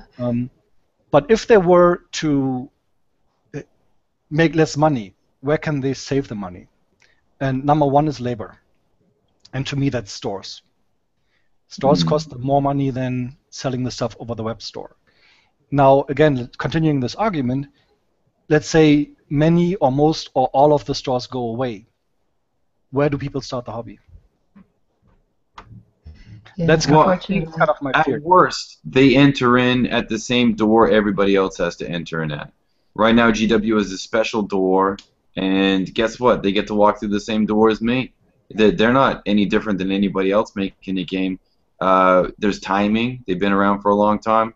One day, have been around for a long time. I don't think I need any special treatment. The world doesn't owe me a certain profit margin. So it's like, I think they should just enter in the same door as Drakerys and have that, put their ear back to the ground, see what's going on for a while, get out of their yacht, get out of their car, maybe give a painting lesson to a couple of these CEOs. Why not go open source? Why not open source some of your stuff? Why not say, hey, there's about 6 billion extremely, I'm exaggerating on numbers, there's only so many people on the planet. How can there be 6 billion if there's only 7 million on the planet, right? Exactly. It's the most popular thing ever. But you know, there's about, you know, I would say a good solid 100,000 complete geniuses who are ready to make your product better. If they had any sort of format to include them, at least say hi to them. You know, I'm throwing kid gloves at them right now. It's like, this is like, That's why I think the social media aspect of it is so important. They've got to listen to people more, and I think that's how they're going to meet their bottom line a hell of a lot better than jacking up the prices on stuff. Right now, they've isolated their market. Like it's become a you're going to have to save up for so long to get what you want, or you're going to have that extra income. And like you were saying, Michael, the kids can't really get into it now. They can't afford that with their allowance or their part-time summer jobs or whatever, like however they're bringing in money. And one-time birthday expense isn't going to keep them into the hobby. Like if they do convince mom or dad to buy them a starter set and some figures and some paints and stuff like that. So how are they gonna keep alive when they're isolating themselves so much? I think that is exactly the point. We have a lot of comments also on YouTube right now. Swain Nielsen, who says, "How much more can you cost? What do you do if you can't cut costs anymore?" And I think we are almost at this point. Of course, they can still cut costs, but it's going to hurt them, and they are already hurting them by cutting the game stays and Golden Demons. I think those are huge, and they really have to keep an avenue for the community to stay together and for to reach out to the community. Like Jeremy's saying, they have to listen to all these talented people that are fans that are following them. Honestly, from everything I hear, I know a lot of people inside of Games Workshop, and I know a lot of people that have been at Games Workshop. Of course, I'm not going to mention any names, but from what I hear, they don't even need to listen to us. They just need to listen to their people, to their own employees, which they don't. True. Well, there's also people in the glass tower at GW that are looking at their computer right now going, guys, we get it. We totally understand what you're saying. Oh, yeah. We would love to change it if we could. But I've been in video game environments, movie environments. It doesn't matter how collectively intelligent the whole crew is. If the director, if your lead, if your boss, we've all been in this situation. If they're having lunch with the boss. Everything they want to get done gets done. Hey, how about a space marine inside of a space marine? That literally was great. We can charge twice as much. Well, I mean, just call them centaurs and make them so imba that everybody would want them, even if they're ugly. No, exactly it. These are lunch conversations. These are not coming from the best and brightest that the company has to offer. So please, nobody ever think that we're slamming their collective intelligence. No. They are capable of amazing things. I want to go to that lunch where those guys are at, knock the steak and lobster out of their hands, and just shake them and just be like, "We love your game." But that's what you just said. That's what it is, isn't it? I mean, we care. Yeah. We love the hobby. We love the game. We love the company. It's just that it's almost like somebody that you love just messes up their life, and you want to help them, and they just don't want to listen. That's kind of how it feels to me. They're addicted. It's like dealing with an addict, but they're addicted to money, and they're not doing it. It's not the right people that are addicted to money in that company. There is a yacht addiction in that company, and the best things that are going to happen is look. Why can't they come to a convention? Why can't they come to Gen Con? Just come to Gen Con. I'm going. All my friends are going. Just set up a little booth, the same as all the rest of us schmucks, and just show yourself that you're real people. If you know that at special events, like for example the Games Day UK, after the Games Day they usually all go to the Bugman's Bar and hang out there. And if you know that even there the bosses don't show up, then there's something wrong. Like my job in my previous life, basically I didn't do anything. I did something, but I didn't do much. I had people that did it for me. My job was basically just to walk the floors every day, just to talk to the people, what's going on, what kind of problems do they have, what they would like to do, kind of helping them to do what they're best at, because they knew everything better than I did. That would have been bad if it wouldn't have been this way. And I just don't get it. I think it's just a corporate culture. I think also it's just because some of these people have been around for too long. I think they just have this kind of tunnel vision, if anything.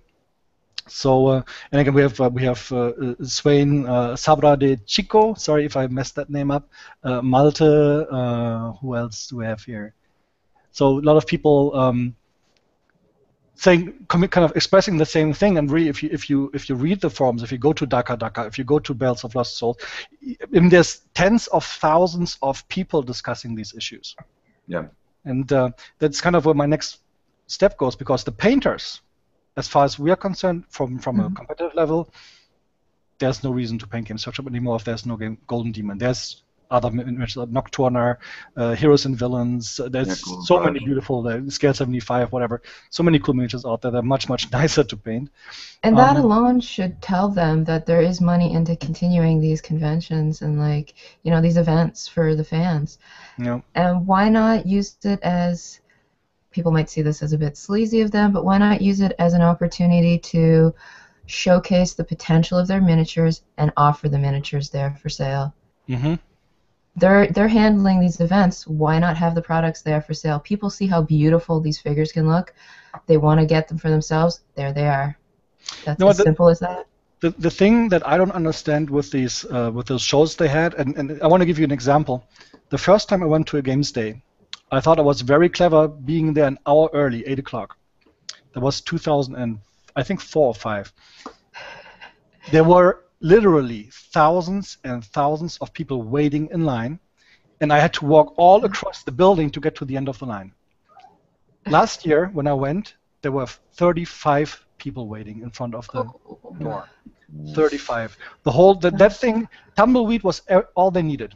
That thing was empty, completely empty. 50 euros to enter an event where you get nothing anymore. I mean, as long as you got a T-shirt and a miniature. And you don't get a figure?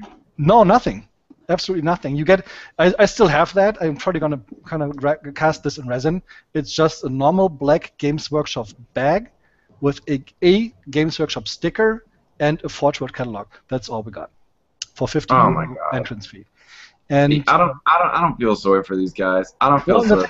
No. The thing is, and now you have to imagine you go to a show where you buy stuff at full retail, which no person in a sane mind does anyways. Yeah. Look at Mantic. Look at Mantic's event. They're like, everything's on discount. Everyone's playing games. It's like a games day, but it's just like a little thing. It's just like, just show up to the little office and do the thing.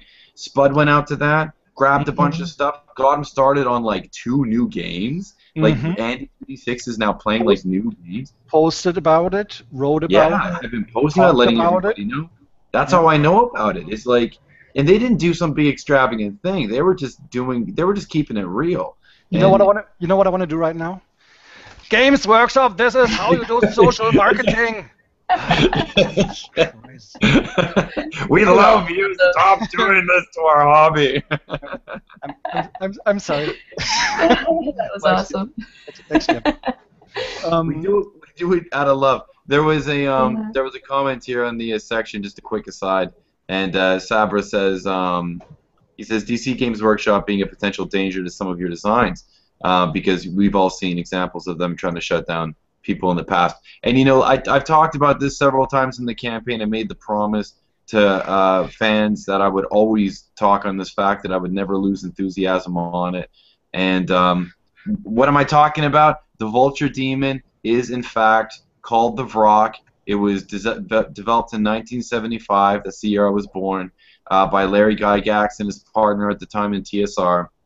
It's also called the Type 1 Demon, I believe, the Vrock. And back when the demons had type names 1 through 5. GW didn't exist as an entity till 2 years after GW published that book, and then they didn't develop their demons years after that. When they did develop the demons, they were direct copies of the Vrock, the Glebrozu. So GW's firing lasers at us. Yeah. They were. All you got to do is look up Vrock, look up Glebrozu, look up Balor, and you've got the 3 out of 4 of the GW Greater Demons. So I'm not making it up. Go to Wikipedia. It's just I'm an old guy. I've been in this hobby forever, and I just know my history of the hobby. I love Gary Gygax as well, and I wouldn't dishonor his memory by pretending he did not invent these concepts. I'm just saying Space Marines. Yeah. Not sure who invented those, but it wasn't Games Workshop. By the way, if you're a fan of Starship Troopers, they also published the words Space Marine. I know, amazing. They published the Yeah. word Space Marine years before GW ever published a single word about it. So, like, we have to remember, and I'm not holding this against GW. I'm saying it's a tapestry. GW gets it. It's a tapestry. We all add to the tapestry. We all have our own take on things. This is modern mythology. And of just like I would paint a new painting of Pazuzu, I could now, or Baphomet, I could paint a new painting of one of the or Cthulhu, for that matter. It just becomes part of the mental furniture of the hobby. It should be that way. I do realize because GW is pre-aggressive legally, it feels like this stuff is illegal. It's not. It's public domain. The concept of a demon is public domain. Wings, fangs, horns. Don't use the name. Do not copy directly from artwork that they own a legal trademark to, which it turns out they don't own legal trademark to much of their artwork, but I'm sure they're fixing that now. They found that out in the Chapter House case. And yes, that's my favorite. You know what? I'm such a nerd. I read the whole court transcript, the whole thing. Wow. I read about half of it, and I read all the summaries. And I can tell you one thing. There's a person that is in charge of IP at Games Workshop who didn't really look that good. It was not very It's prepared. pretty embarrassing for them. It was very You have to embarrassing. own your artwork in terms of it being a registered trademark. You can't just pay somebody to commission a piece of art and then say, we own all the assets inside of that artwork. Jeremy, it just cost $1 million. They actually did some shady stuff while they went back trying to communicate with the artists, and that was a little bit of an undertone in that section of the court ruling. Without going into detail, because, again, I'm coming from a place of love here. I do support GW. I'm not a hater. But we should all know the law. We should all not be afraid that, yes, you can sculpt a demon. I'm going to sculpt bird demons forever. I love Pazuzu, the Babylonian demon. That was the inspiration for the Vrock, and that was the inspiration for the Lord of Change. So, you know, guess what? This is going to, and I hope somebody, currently there are 30 of them on the market, and there's going to probably be 30 more by the day I die. And I hope people keep doing it because nobody should be afraid, especially when nobody owns a legal trademark for something. It's just not fair to the world. Yeah. I think they're doing that's my rant. disservice to the hobby by being that way and attacking, you know, fans and people that are putting out good products. It's simply, from GW standpoint, it's not an artist who is saying, hey, they're making a vulture demon. Where did that vulture demon come from?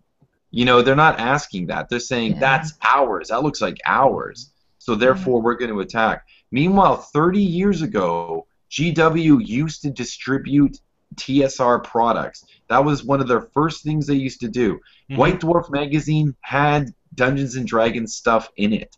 So when they stole from Gary Gygax, that was personal. That was like they knew that guy. This was a very small group of people. Steve Jackson, Larry Gygax, or Gary Gygax. This is a very small group of people. And they turned around and said, not only are we going to stop distributing your product, we're going to steal half of the content that you've developed. Like, that is so egregious, and the only reason why they got away with it and didn't look like social pariahs is because we didn't have the internet back then.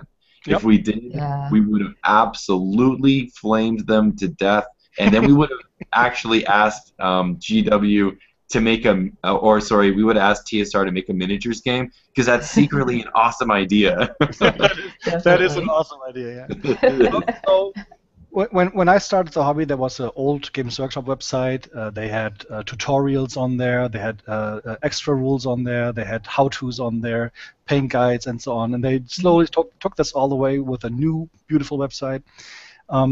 But I remember one of the things in there, and even today, when you look at the dealer portal, it says Games Workshop, Warhammer, and so on is a hobby, is a system that is for collecting, painting, and playing with your armies, right?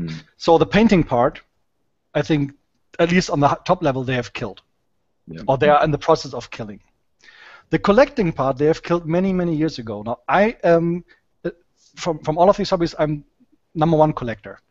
I have a bigger collection in my back room there than most Games Workshop stores have on stock in the store, and I'm not even exaggerating. I have every limited miniature that ever existed, at least once, if not twice, 3 times, 4 times. Rare things that never have been put into circulation, and so on. Skulls, the Skulls program that they had a couple of years ago, where you actually needed to refresh your browser. where you actually, when you bought something, you got Skulls points, and then you could turn those in for rewards that you couldn't buy anywhere. I remember that. I remember that Skulls catalog. Yeah. And I recommended that on my blog and also on other ways. Why not bring this back? Even for them, just on their own website. If they really want to get all the sales, guys, put this on your website, bring the Skulls program back. This is my free advice to you. Give me 5% of what you make more on your next financial report. You know what? Give me friggin' 4.2%. Hire them. People are crazy over exclusives and things that they can't get anywhere else. I think they would go nuts over that if they brought that back. What did Games Workshop do? Army boxes. Army boxes had an army in there and a limited miniature. Oh yeah, well you got the limited miniature in there. Yes, I bought all the army boxes, even if I never wanted those armies, just because I wanted the limited miniature, right? And I know a lot of people. Who bought that. And I mean, at the time, I didn't have to look at the money. It's great. And honestly, those have been the best investments in my entire life, with all the price changes we've had since. Like my Space Marine box is about 3 times more expensive now than what I paid for it. And which, by the way, is not inflationary. Nobody should ever think that it has to do with inflation. Like, trust me, inflation does not account for those price changes. 15%. Right. That's an insane amount if it is. Yeah. So never believe that. If anybody ever tells you it's inflation, I'm sure a small amount of it is, but no, it's simply because they decided to change the prices. I think the #1 reason why they, at least from my perspective, I might be wrong, why they actually killed all of these army boxes was that a lot of people bought the box and then the miniatures just for themselves, and then they sold the part of the army boxes on eBay. And like 10 years ago, eBay, you could buy like everything like at a really cheap price, and then you needed to refresh your browser. So this may or may not have been one of the, okay, now I have to refresh the browser again. Oh, they're hitting us hard. I think they're really hitting us hard now. Yeah, they're going to be hitting us hard now. You need Skype Premium to make a group video call? No, I don't. That has been changed a long time ago. And plus I do have Skype Premium, to say that. Okay, I have a little text on my thing, but that should be okay. So we're a little dim right now. Yeah, I see that. Oh, refresh. Skype is just doing it. Wow. Now I'm not even loading. Okay. Microsoft and Games Workshop, please call me. So, I need to talk to someone. Okay. They totally derailed us again. Damn. Well, I guess that shows us. Yeah, it does. So that's the first time they killed the collectors. The Skulls program was the second thing, and the third was the collectible miniatures at a games day. All of a sudden, they were made out of those beautiful Finecast. Yeah, who Finecast. in his sane mind collects Finecast miniatures? I mean, first of all, who in his sane mind buys Finecast miniatures? But you don't collect them. So collection is completely dead. So the kind of the hunting scheme, you go to eBay and you're trying to hunt something, this kind of emotional connection to a company is completely gone. So the painting is gone, the collecting is gone, and now they're about, in my opinion, to kill the gaming as well. Refresh. Oh, come on, yeah. Jeez.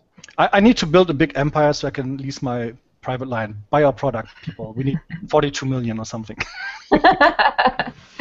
It's funny too because I was, as a funny side note, I was doing some work for a nonprofit here locally, a group called Piece It Together, and they take Palestinian, Israeli, and Canadian kids, First Nations Canadian kids, not First Nations, but Aboriginal or Indigenous, probably a better term to use than First Nations, and they bring them together into these peace talks, these delegations. and they're also filmmakers. So they go back home and then they spread these awesome films that they make about their thing. So they needed help with crowdfunding. So I thought I would go ahead and just consult them. Took a couple days, but as a result of that, I learned a ton about nonprofits and about these organizations. And I also learned that there's a huge population of local Vancouver at-risk or vulnerable youth that need jobs, homeless people that need jobs, and so I'm giving you an extreme. This is my personal extreme. Hi, puppy. My dog's here to visit. Your video is not showing on our side, by the way. Just so everybody knows, my dog is beautiful, and showing on the video. I think you might come back. What? Something happened. Here. Can you hear me? Yeah, we can hear you. Okay. Yeah. Well, we'll see if that kicks in. If not, then just keep trying it. I could always call back. But anyway, long story short is there's a way for Creature Caster will go through the first wave totally as planned. We're using big manufacturing, big companies. It's a big corporate thing at this point right now. But for future endeavor, I can guarantee I will definitely have one miniatures company that is entirely locally sourced. It will be an absolute drastic slash to my bottom line. It'll mean I'm getting paid way less, but it will also mean I can source everything within my within my my own part of town. So, and this is not only like youth at risk. This is also like women that have been in abusive environments and need to relocate, and them and their children would like to get into a new home and get a new life going. So a job would be super important, especially a job that's artsy. They can work their own hours. So I'm just saying, in terms of the reason why I'm offering that is because to a company like Games Workshop, they could do the exact opposite. Yes. They could, instead of looking at their bottom line, they could deliberately narrow their bottom line and do something that's ethical and do something that's also awesome in terms of them being personalities and people that encourage the hobby. But mind you, GW is done a lot of domestic manufacturing in their past as well. So yes. I don't have, they're not a monster. Like Nike, for example. Nike would be a monster, and GW is not like that. So, credit has to be given to them for that. But yeah, I would like to see them go in the opposite direction a while and enjoy making less money. I think the biggest problem right now is that they're a publicly traded company, and they do have shareholders, and they have to respond to the shareholders. And honestly, I mean, like all of these things they are doing, like they're completely messing up the White Dwarf. They're making this Visions magazine, which I bought a couple because some of our miniatures were in there. But seriously, guys, €9 for paper that. I don't know. It's just not worth it. They killed the game stays. They killed the golden demons. They killed they're in the process of killing the painting. The reason why there were no people at Games Day Germany last year is that because all of the gaming clubs in Germany, which are very, very, very well connected, have boycotted them. Oh. Wow. Gaming clubs boycotting a gaming manufacturer. Now, if you're looking at rules, I'm a big 5th edition guy for 40K. Mm-hmm. Yay, 5th edition. Yeah, yay, 5th. The 6th edition was alright, and now the 7th edition turns into like a apocalypse for poor people, where there's no army organization charts anymore. And I haven't really played in a long time, so forgive me if I'm a little ignorant on some details. But from what I hear from the community is that competitive gaming is very difficult, to say the least, and tournaments actually will have to play with their own rules. Let's say they maintain an army composition plan or whatever, army organization plan, or you will have armies on the field which are just Tau Riptides, or I don't know, like totally Imba Hammer armies that really field whatever is the best money can buy for that value, and that's not good for the competitive scene. And that's not good for Games Workshop, because these guys don't only own one army. They own 2 armies or 3 armies or 4 armies or more, and they're buying everything, and they're buying all the codices, and they're buying all of the new miniatures just to stay competitive. And I'm a little afraid that if this goes away as well, the company that once was collecting, painting, and playing with miniatures is just a company. And I know I quoted this on my website, and I'm going to say this again here. The most frustrating statement and the most shocking statement I've ever heard from Games Workshop, from an official Games Workshop source, was at Games Day UK last year, where he said, the person in charge of Games Day, Games Day is an event where our fans can do what they love the most, buy our miniatures. Oh, shit. Official statement. And that is like, guys, that's not what people like the most. No. Oh my gosh. I'm going to start playing a lot more Magic. But you know, that speaks a lot of what the company is now. That's how they see their fans. They see their fans as dollars and cents. You know? No, I honestly think it's on the tip of everyone's tongue. It's like, what would it be like if a company did everything GW doesn't do?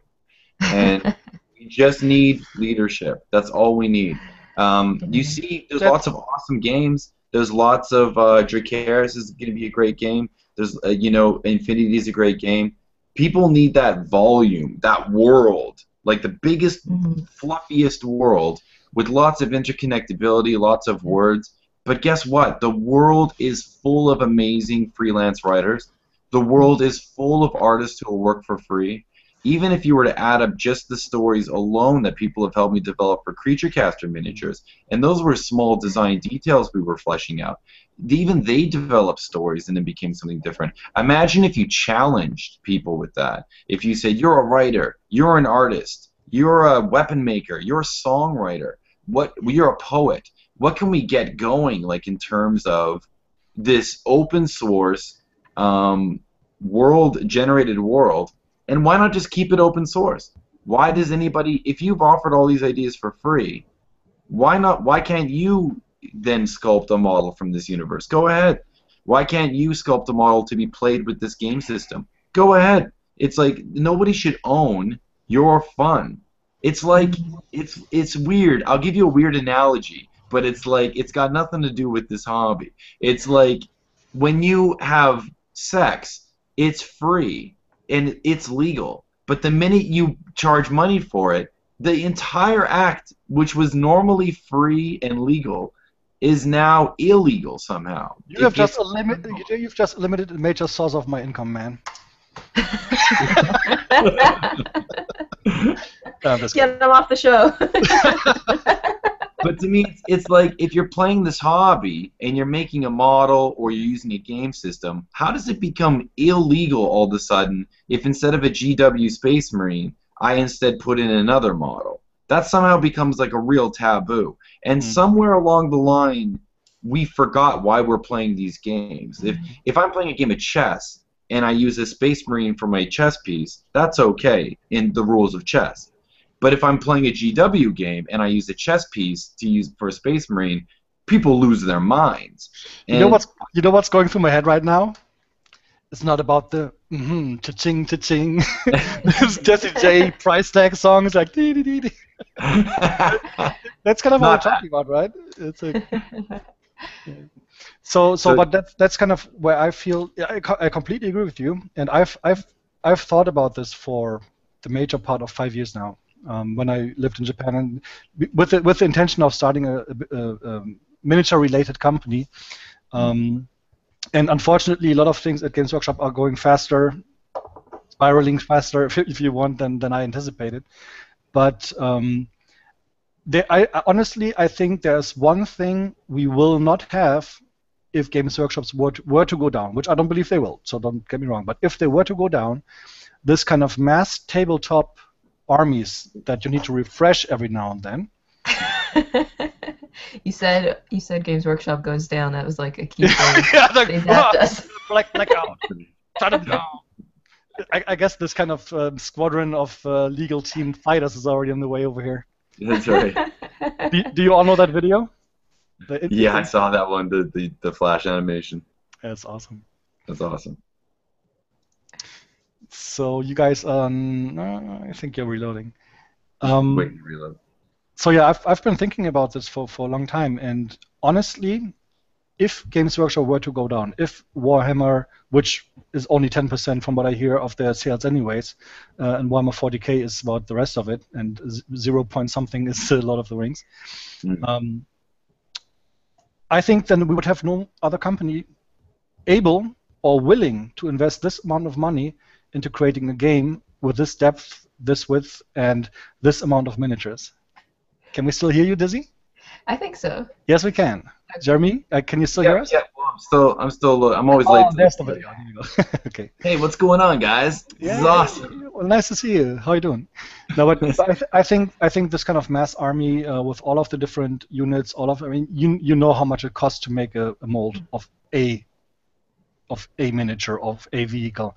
We're talking about, I don't know how many armies are there, 16, 20, something like that. So we're probably talking between the two. Just for the 40k. I'm not sure. I think it would involve a strategy, but you're right. It does have to compete with this range. There's a huge range. Now, having said that, if you had a system where you just basically let people see, I'm one of these crazy people. I'm very optimistic about the human race, and I honestly think if you were to make a website saying it's called buildabetterwarhammer.com, or it's called Battle Mallet, and Battle Mallet. Both just got button. Battle Mallet is I just ages ago I designed a letterhead for a logo called Battle Mallet, and the joke was it was a Warhammer proxy, and everyone lost their minds. They're like, you can't do that, and I'm like, this what started this whole conversation about why.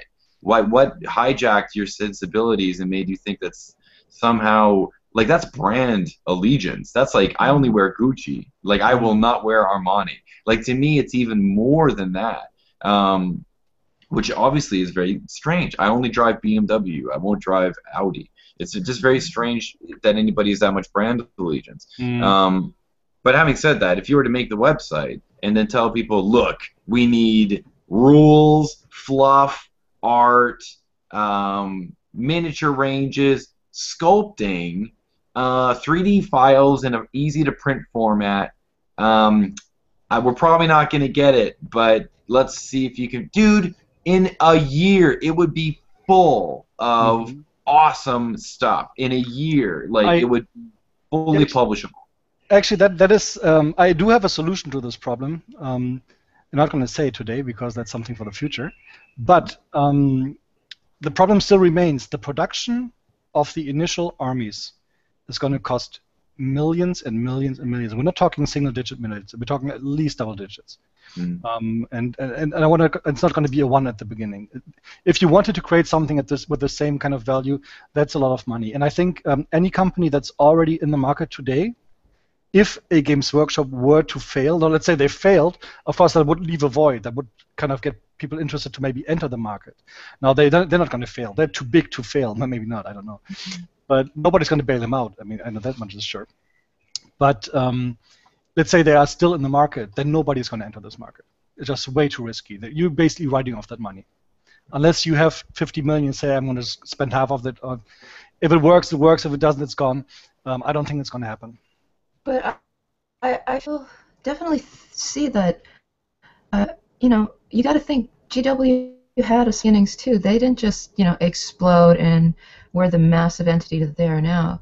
And I still think that a small company can come in here and grow and become something amazing that fans can support, fans can be a part of, fans can feel comfortable backing, can feel comfortable investing in, feel comfortable purchasing their minis. And I think that there is that opening already, because we're seeing GW on the decline, as much as they may not want to admit it, as much as all the fans out there, my including, doesn't want to admit it. You kind of have to. It's like you said in the figures. It's there. It's visible. It's kind of obvious, yeah. Yeah, you can't really keep denying it at this point. So there's room for somebody to come in and make a humble beginnings and, give something to the fans that they can feel good about backing and grow into something amazing. And I agree with you. I think this is what we're already seeing today with all the. I mean, look at all the Kickstarters, right? Yeah. I mean, whether it's Drakerys, whether it's Fallen Frontiers. I know that Infamy from the UK, it's a steampunk universe. They will start a Kickstarter on the 10th, I believe, of July. That's going to be awesome. We're going to be all over that. Honestly, that it's going to be awesome because I've seen some of the miniatures, and it will be awesome. And if I can find my tab fast enough, I can actually show you. Hold on. Look, Infamy people, let us see you. Let us hear your voice. Like I just so badly want to get to know those personalities because every photo I've seen, they look amazing. I see costume. The miniatures look amazing. I just want to know them as people, so when I see them at a gaming event, I know what they look like, so I can shake their hand. Michael, you gotta have them on the show. I will, and more. But no, James is a really, really good guy. I mean, it's like one of the nicest guys you can imagine. And if you want to go to facebook.com Infamy Minis. Everybody go there and like the page right now. Yeah, there's Bud right there. Look at him. Looks beautiful. Yeah. So and he's got this whole universe built up on around Nikola Tesla as the kind of idea or atmosphere giver to the whole universe. The one and only God, Tesla. Yeah, so Tesla is also a great guy. Great inventions, never made money of it. So much for open source. So yeah, that guy was open source to the extreme. Yeah. So that's Thursday, 10th of July. Definitely check this out. And let's go back here. But again, I think what we see is, and I will always continue to support these kind of people. If I know them personally, if these are good guys, I will buy. If I know they're from a big company that sits somewhere in Georgia, Atlanta, I'm not going to buy from them. so it's just the way things go. And obviously, you have to also look at who do you support because you can't support them all. It's just too much. No, it's not possible. But I think that this still does not solve the problem of, hey. Dante came to say hi. Is that Dante? Yes, this is Dante. Yeah, it's a nice game. Nice name. So, but this still doesn't solve the problem of this kind of mass army. Actually, it's kind of the opposite because this is more like a fragmentation of the market into individual board games or individual gaming systems. And there's a lot of awesome games out there, like Malifaux, for example. It's an awesome game. It's very nice to play. It's a skirmish game. Infinity kind of outgrew the skirmish phase, I would say. They're kind of in between. Oh, we can hear Dante. Dante's yeah, I'm gonna move him. Happy cat. Yeah, either you're very hungry or Dante's very happy. Either. He has the loudest purr ever. All right, he's over on the comfy chair now. Well, the comfy chair. Yeah, I have a reading corner right over here, and there's a comfy. The Spanish Inquisition. Colonel Feng, bring the comfy chair. Poker with a soft cushion. There's a comfy blanket and a soft cushion on the chair. He will confess later. We have ways of making you talk, kitty. Confess. I love Monty Python. Well, I think there's ways to test it. I have certain theories about I have such faith in the community and that collective intelligence and the collective talent of the people in the community. I think there's ways to test it without taking a total wash because basically I would even go so far as to look into the ethical manufacture of the miniatures, which is something that we rarely talk about in the world. We should all know that labor standards in China is almost completely unregulated. Mm-hmm. The government is mafia-like, where they can seize assets, they can do what they will to factories, workers, people that have had jobs for 30 years. Mm-hmm. Having said that, there's also a lot of rules in place for workers' compensation as long as everything is done by the book. So it's a very interesting country. A lot of my friends are Chinese that come from China. I get to hear a very intimate look into what factory life is like there. But there are ways to ethically source this as well. There's ways to, you know, not have a huge footprint on these miniatures. There's ways to package it ethically. There's ways to not only that, but treating customers with respect, listening to people, having real customer service. What about a phone line? That would be pretty cool. Just things like that. Ways to really reboot the system. And maybe only 30 and up will get it. They'll remember what it was like to live in a time where you can call up a service rep, or they'll remember what it was like for a company to start small, then to really invest and watch it grow and be part of that. But I do think that it's going to strike a chord with younger people, because there is a bit of a gap that they've had to live through, which is this customer service gap, and it's also this what does it feel like to feel good about supporting a company? Like, what's that feeling feel like? Because my phone breaks down every year, and I gotta buy a new one, and that feels like somebody just punched me in the arm. Like, it's not the best feeling. So what is it like to really, instead of hate my gaming company as I'm buying all their stuff, which is what I do, what would it be like to love your standards and practices of your company while you buy all the stuff? It's very interesting, and I know we've talked about this before in after shows in the past, not so much during the show.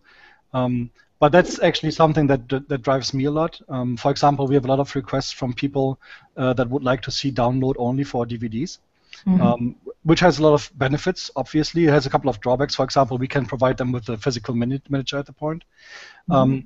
One of the main reasons why at this point, or why we haven't done this before, is because we want to actually go into the local retailer.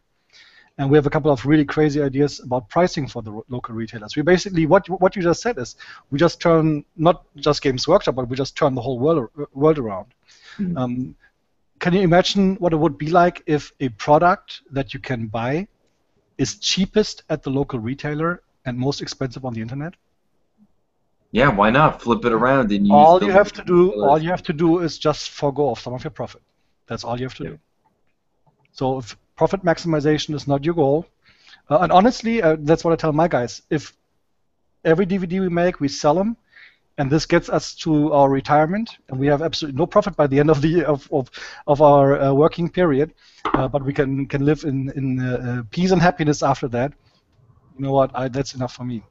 So I think it's the question how you approach what you do, and if you don't have a shareholder that you need to report to, that's of course much easier, and you do have obligations, and to some extent I do understand Games Workshop, but I think they're killing themselves, and for the long run, that's not good for the shareholder either, because if they are going down in profits, share prices will go down, dividends, as you already see, are going down, and that's not a good sign for them either. Well, that's what I was going to say, was spoken like a true independent business person, you know, a person that doesn't have shareholders, that doesn't have a group full of suits overseeing your choices. I would say the same thing. If you ever want to do something awesome, you just take a pay cut. And it's not hard. We're just a few folks. We got food in our bellies. Sophie has a full-time job. It was my pricing structure with my campaign, which is just don't get greedy. Just know how much it costs to make, charge a fair price. I'm still making money. It's still great. And I would love to be in a position to charge less in the future, not more. To me, it would be great to go in the other direction. That's very, very interesting. Sorry, Dizzy, if I just cut in there for one sentence, because that's exactly where I started off 4 years ago or 5 years ago. It's like, how can we make an awesome product, and how can we make it free in the end? What do we need to do to get there? And it's taken a long time, and the thing, you kind of have to change the whole world just to make this work. But I think we figured out a way of actually making this work, and it's not going to be easy, because we're just 3 guys, and you always need funding. Even if you don't need money or want money, you need money for this kind of stuff. But as you said, I also I have a lot of trust in the community. And the people that support us today, we have over 1,000 supporters right now. They're awesome people. I mean, I know at least more than half of them personally, and it's just fun to work for these guys. And I think it's the same for you. I know how you did the kind of makeovers of your miniatures on Facebook and work with the community, because ultimately those are the guys that will enjoy your product, and why not work for them? Well, and to GW, if you guys are afraid of including people in their feedback because you're afraid of what you might hear, try it. You'll know that once you do your first couple of changes based on the community, it's such a good feeling. It includes everybody. It's the best I've ever felt about my design process in my life, and I think it's funny because at the end of the day, when we look at a life well lived, we don't count our money. No one on earth is ever going to tell you they do that. I'm going to think about the moments of connectivity that I had with backers when we had been developing these things, because it's very cool to be able to look at a miniature and then to give credit where it's due. I can go, well, that idea came from this backer, and this idea came from that backer, and that's very powerful. Yep, and that is what we call also, I don't even want to use the word marketing there, but that's the social part of that Games Workshop, just in case you're confused on that. It's a double positive. It's also marketing. It's also like, you know, it's like, plus there's also another thing, and you know, in terms of Creature Caster backers will have seen an update I did from Dizzy Angel Demon's blog that she did on a tutorial for making a wet palette, which is something that's directly translatable to painting, you know, all those Creature Caster miniatures. And this was a concept that was brought up a while back from a backer called Back the Backer, which means if you have something on the go and any Creature Caster backer has a project that they're working on, or a human interest story, or anything, I would love to share it in an update to the rest of the community, because we're already under one umbrella. We're all friends here. Even think about the community that was developed even in the beginning of the Creature Caster campaign. That included you, Michael. That included the guys from Chilling Wargamers. That included James. That included Screaming Heretic. There's like, every time a little Kickstarter happens, there's a little mini community building process that undergoes.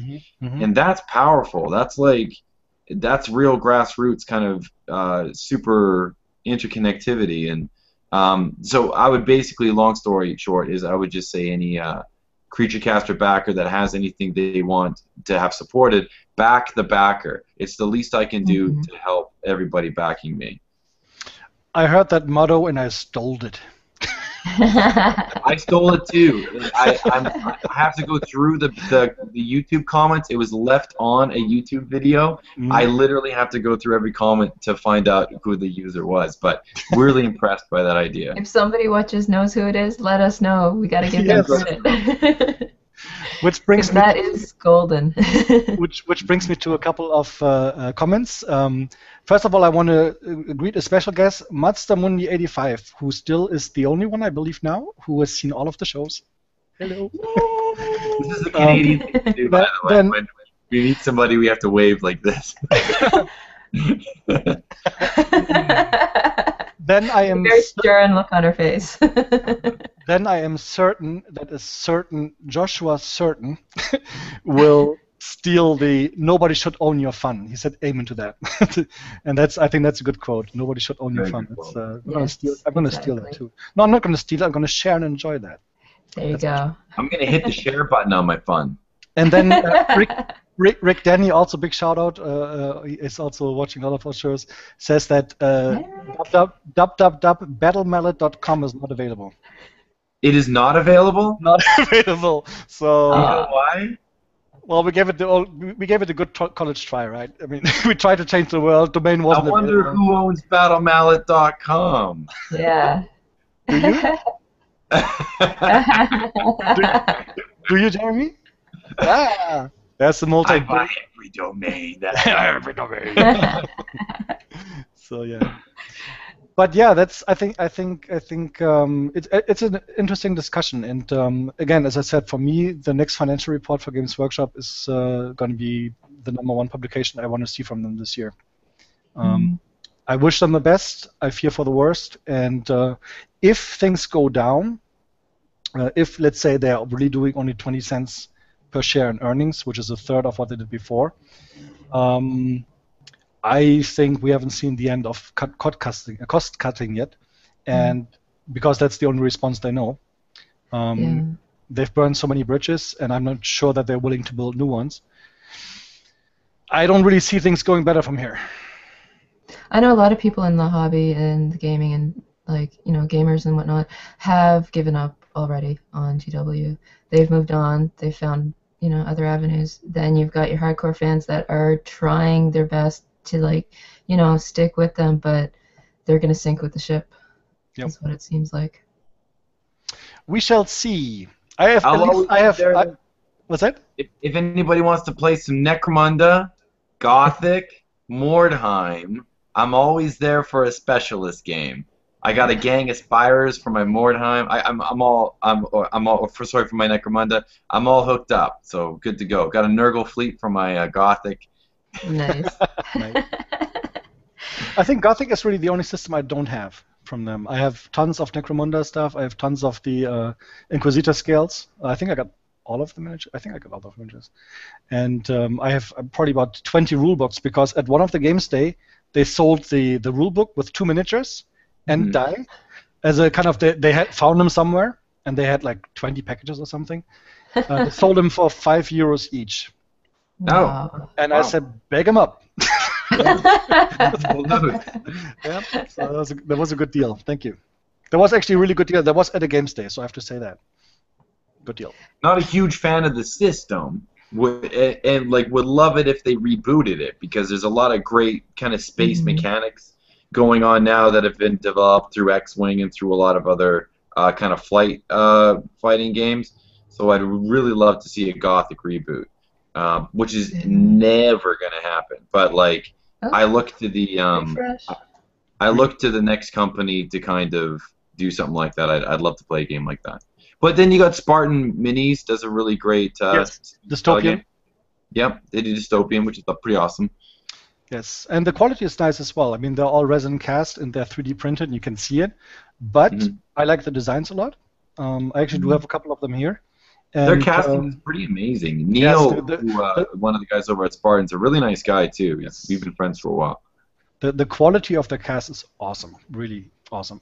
They're really good. Never an air bubble. I've never had an imperfection inside of one of their casts, and they're just very beautiful to me. Plus, I think the game system is really good as well. I mean, obviously, they had the smaller scale dystopian. What's the new one called now? Is it? It's not infantry.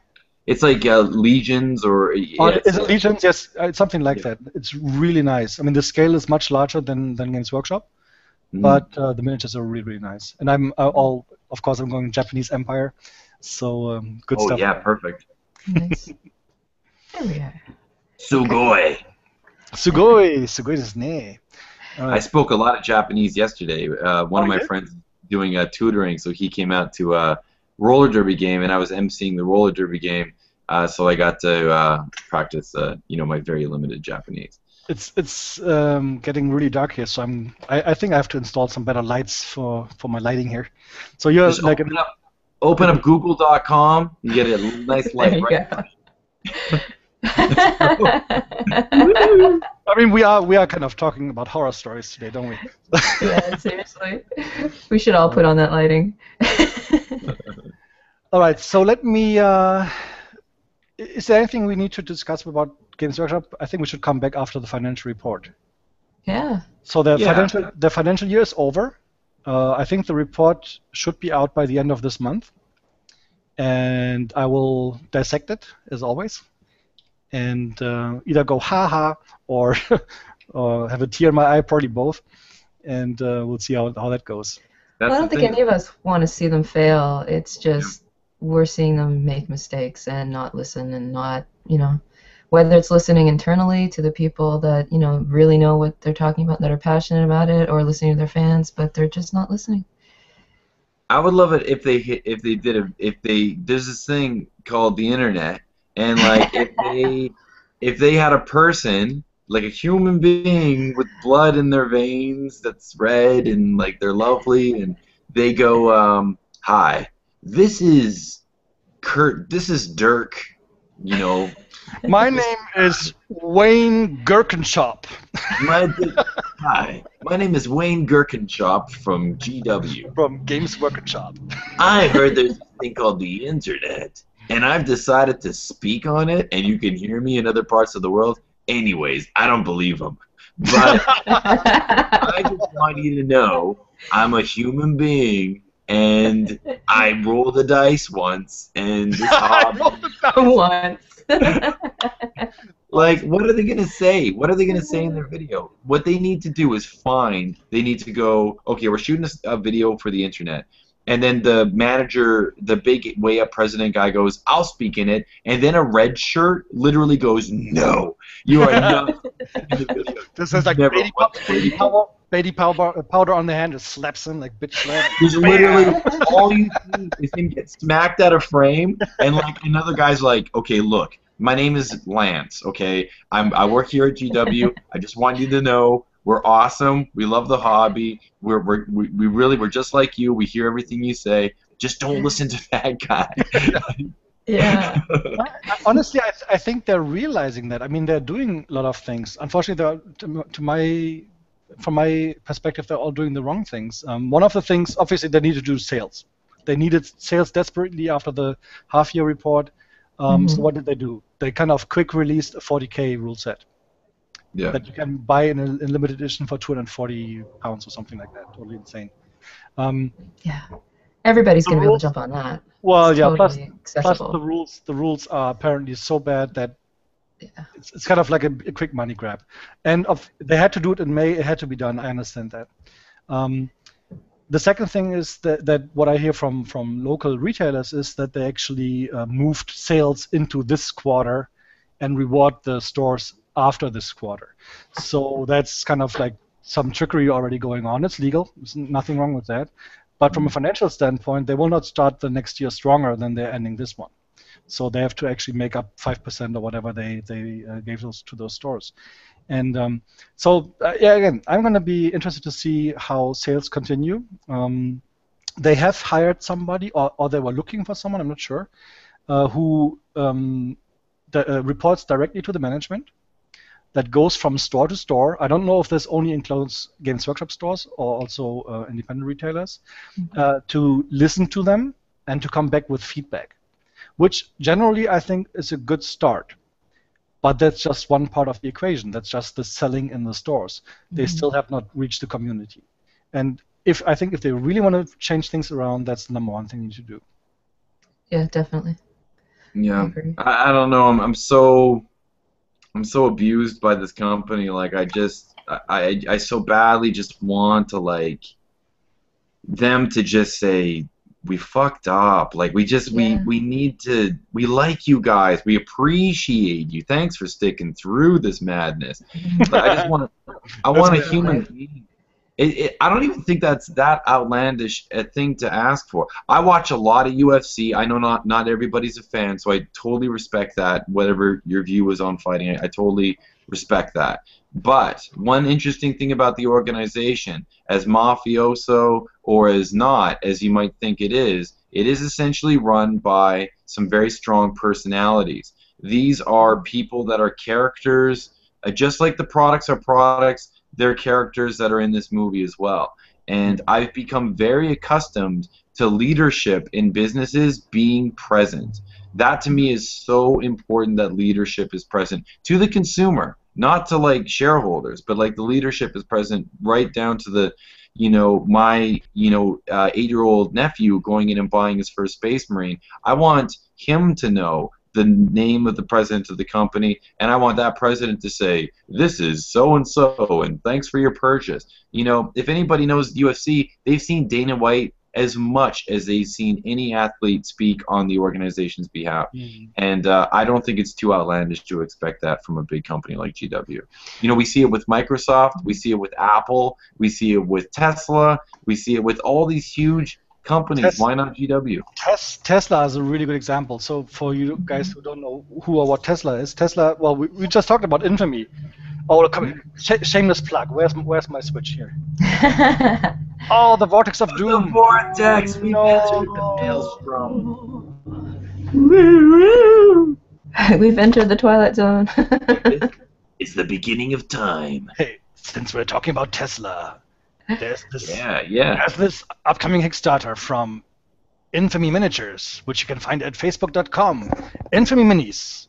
If you haven't liked them, go there now and like them. Nikola Tesla. Buy them if you're indifferent about GW. or if you like them. We're about to get zapped Or again. if you like them, or even if you don't. Yes, it doesn't matter. Just support them. And somebody just recommended, who was it, that I should install some Jerry Allen. Hey Jerry, you're also around a lot. Big shout out. Hey, Jerry. Install Tesla coils for lighting. Just gonna, because my lighting just completely went black. No, This is my lighting now, so it doesn't do anything anymore.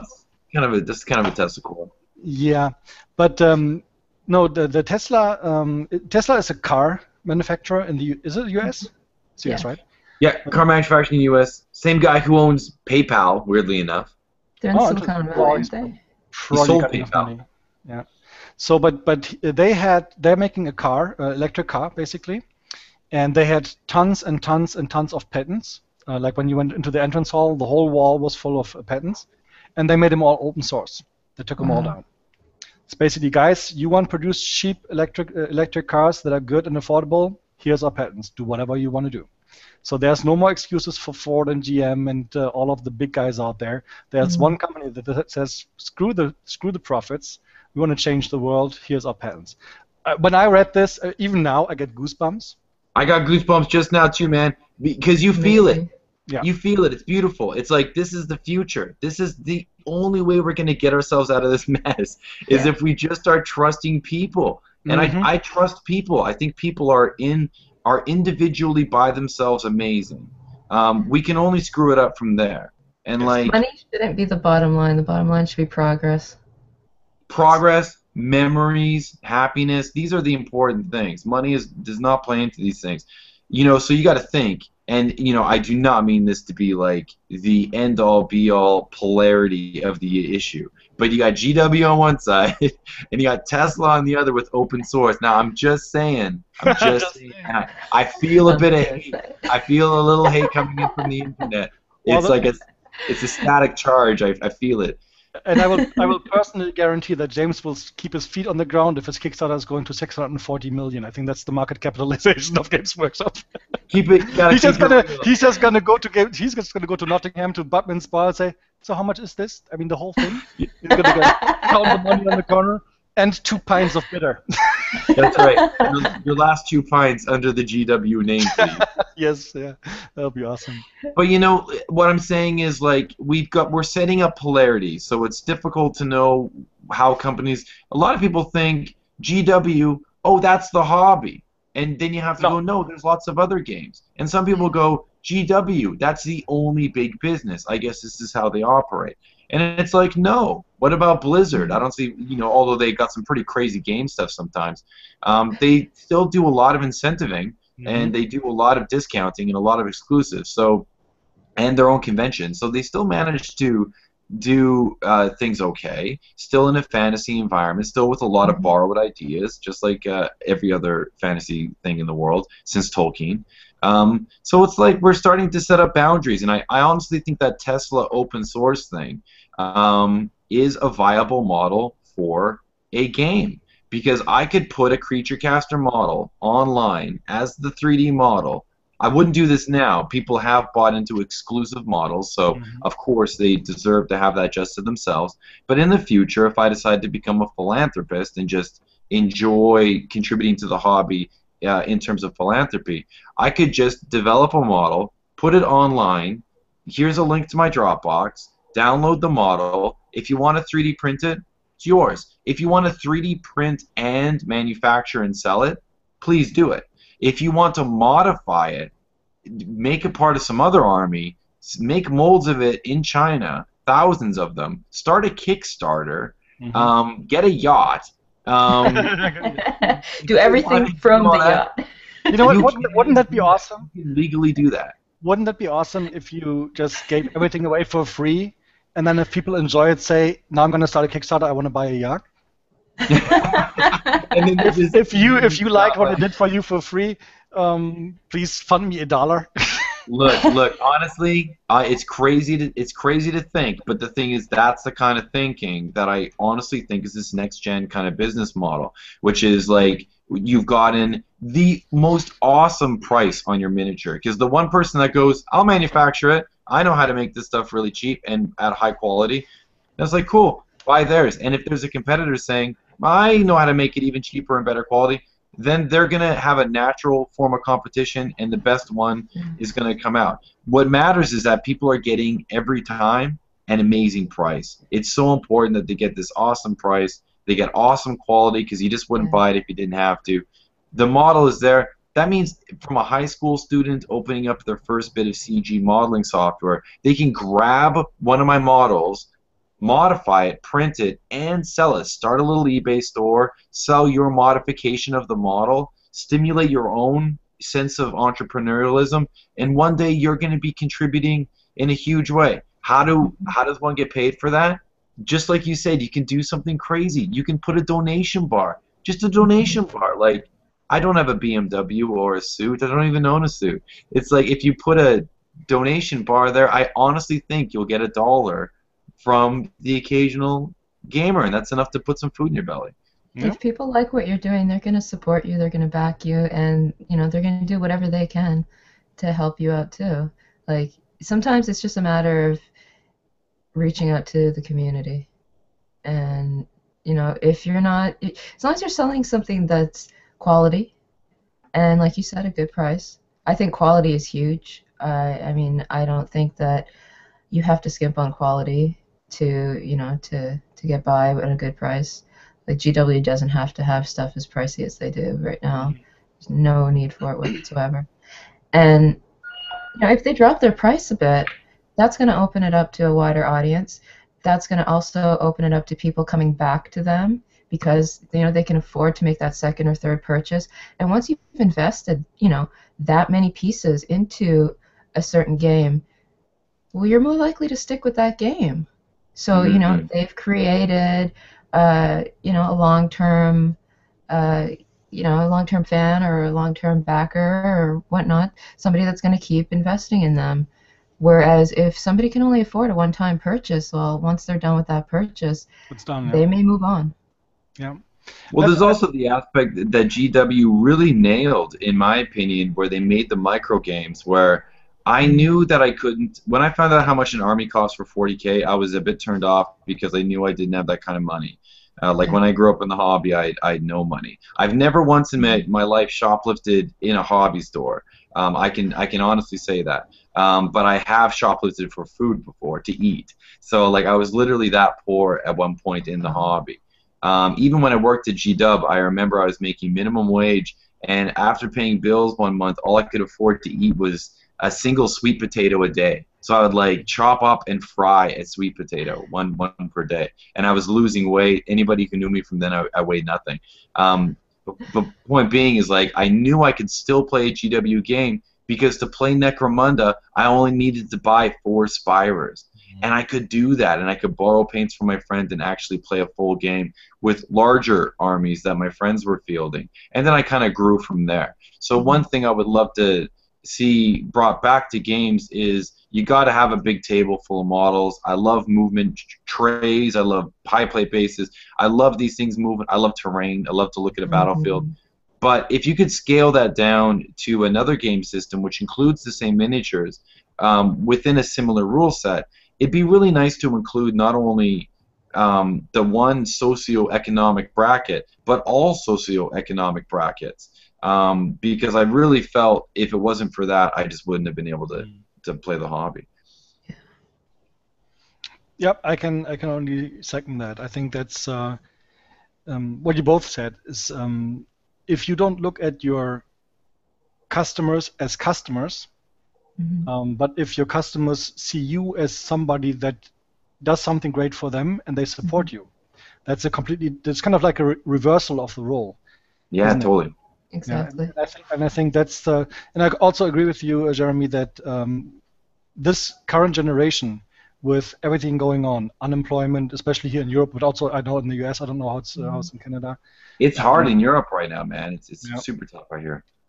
If you look at all of the bank crisis and financial crisis and the bailouts and all of these kind of things, those are things that will stick with people for a long time, and especially on the younger generation, this will stick for a long time. And of course, there will be a new way of thinking coming out of this. And actually, I'm looking forward to that because I think it's going to be awesome. Yeah, Absolutely. It's time for a revolution. Well, there's a certain reason why when we started this, and you probably do not know this, maybe you don't even know this, Jeremy, but when we started painting Buddha, we started a revolution. That was the wording, and Excellent.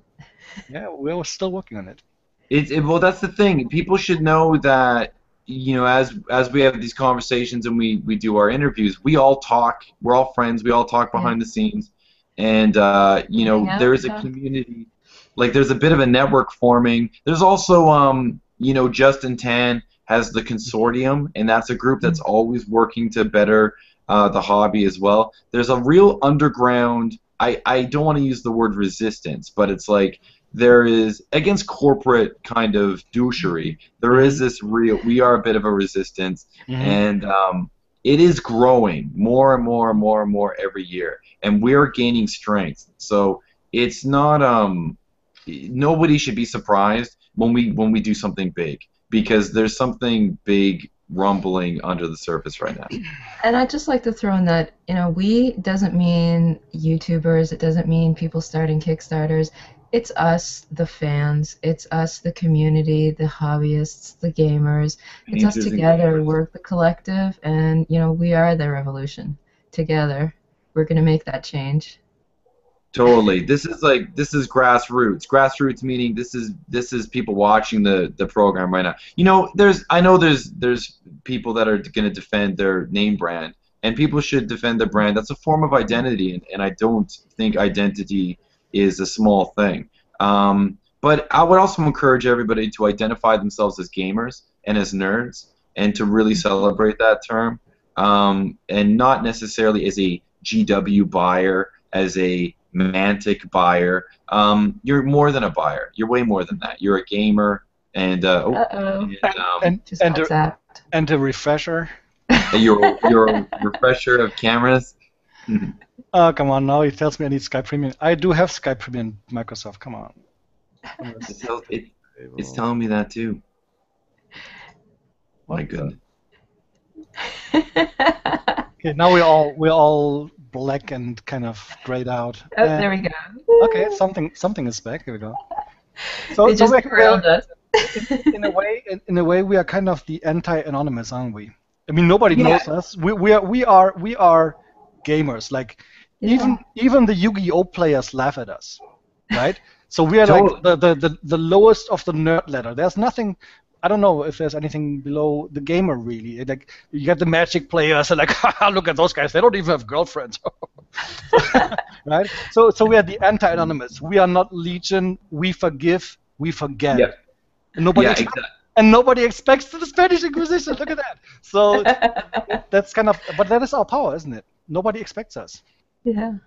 Well, people are looking at my Kickstarter campaign who are in my life going, how'd you get this money? Who are these people? What did they? And I'm like, dude, I've been doing this hobby since I was 12 years old. Like, since I painted my first model with my grandfather, like, who was in the hobby for years as well. It's like, this is a thing. This is a real thing. It's very similar to video game players and how they used to have people find it. They're like, how much did you pay for a game? How long did you wait in line? These were weird things to have to explain at one point in history, but make perfect sense now. Same with comic books. Tabletop gamers, man, we are probably pretty low on the list of what people understand about gamers. But if we've learned anything over the past 10 years, it is that not only are all nerds equal, but also there is room for all nerds. There's no group that's like, get out of here, Yu-Gi-Oh players, or we don't want your, don't play D&D 2nd edition anymore. It's not cool. We are playing D&D next. That's right. In fact, even the hipster aspect of the nerd thing is the more retro and uncool it is, the cooler it is. And on the other end, there's the ultra-modern, buying the brand new Kickstarters and staying on the cutting edge of rules development. And I don't know any one group that is ostracized or not as included in the conversation, because as a nerd, I've never been included in their conversation. I know what it's like to not be included in other people's conversations. So there's no way I'm going to deny anybody from hanging out at my gaming table. And you know, as we're all thinking about our local hobby store or our local gaming club, think of the eclectic mix that happens in these environments. It is an extreme United Nations of eclectic mixes, and that's pretty beautiful, man. We're one of the only groups that has that kind of capacity for tolerance. Well, plus, we know to appreciate our fellow nerd, because we actually have to seek them out. It's not like if I wanted to go to a soccer public viewing right now, I walk out of the door, I take about 20 steps, and there's about 500 people, right? Yeah. If I wanted to do a painting class right now, it's like, I have to walk 1,000 miles to find 500 people, and I think 1,000 miles wouldn't even cut it. So I think we are the. I think I said this before. I think we're the biggest small community in the world. We know where we are. We find each other. Yeah, that's exactly it. It's huge and it's small. I even say let's keep it small. I like it. So who rules the world behind everything? Who is the #1 ruler of the world? Does this have something to do with the number 42? No, actually it doesn't. No. Well, you can say 42, but what is 42? No. See, I think it's the nerd. Ultimately, I think it's the nerd. If all of the nerds stayed home for 4 weeks, no IT system would work anymore. No politician would know to read their prompters. Nothing would work anymore. So I think nerd power. Yeah, nerd power. We've known. It's funny because nerds have secretly known this forever. When I remember being in high school, I had 2 groups of friends: the really cool kids, and then I had my nerd friends. In high school, they were not cool. By the way, in university, they were very cool. It was inverted a little bit, but in my high school, it was not. So we would hang out in the library, and my cool friends would hang out in the smoke pit, and then they would smoke cigarettes and hang out by the cars. They had a lot of cars. I could weigh up the 2 options almost as if they were side by side, and I had my options. And I'll tell you, the one defining reason why I hung out in that library instead of out in the smoke pit is because I never had nerds make fun of me for being a nerd. And all my other friends just made fun of me the whole time. And I'm like, guys, guess what? I don't need this. I got a whole group of people that have stuff in common, and they never once make me feel bad for being hell. Yeah. And we do. And there's no age. Anybody could have figured this out. Yeah. It's open for everyone. Yep.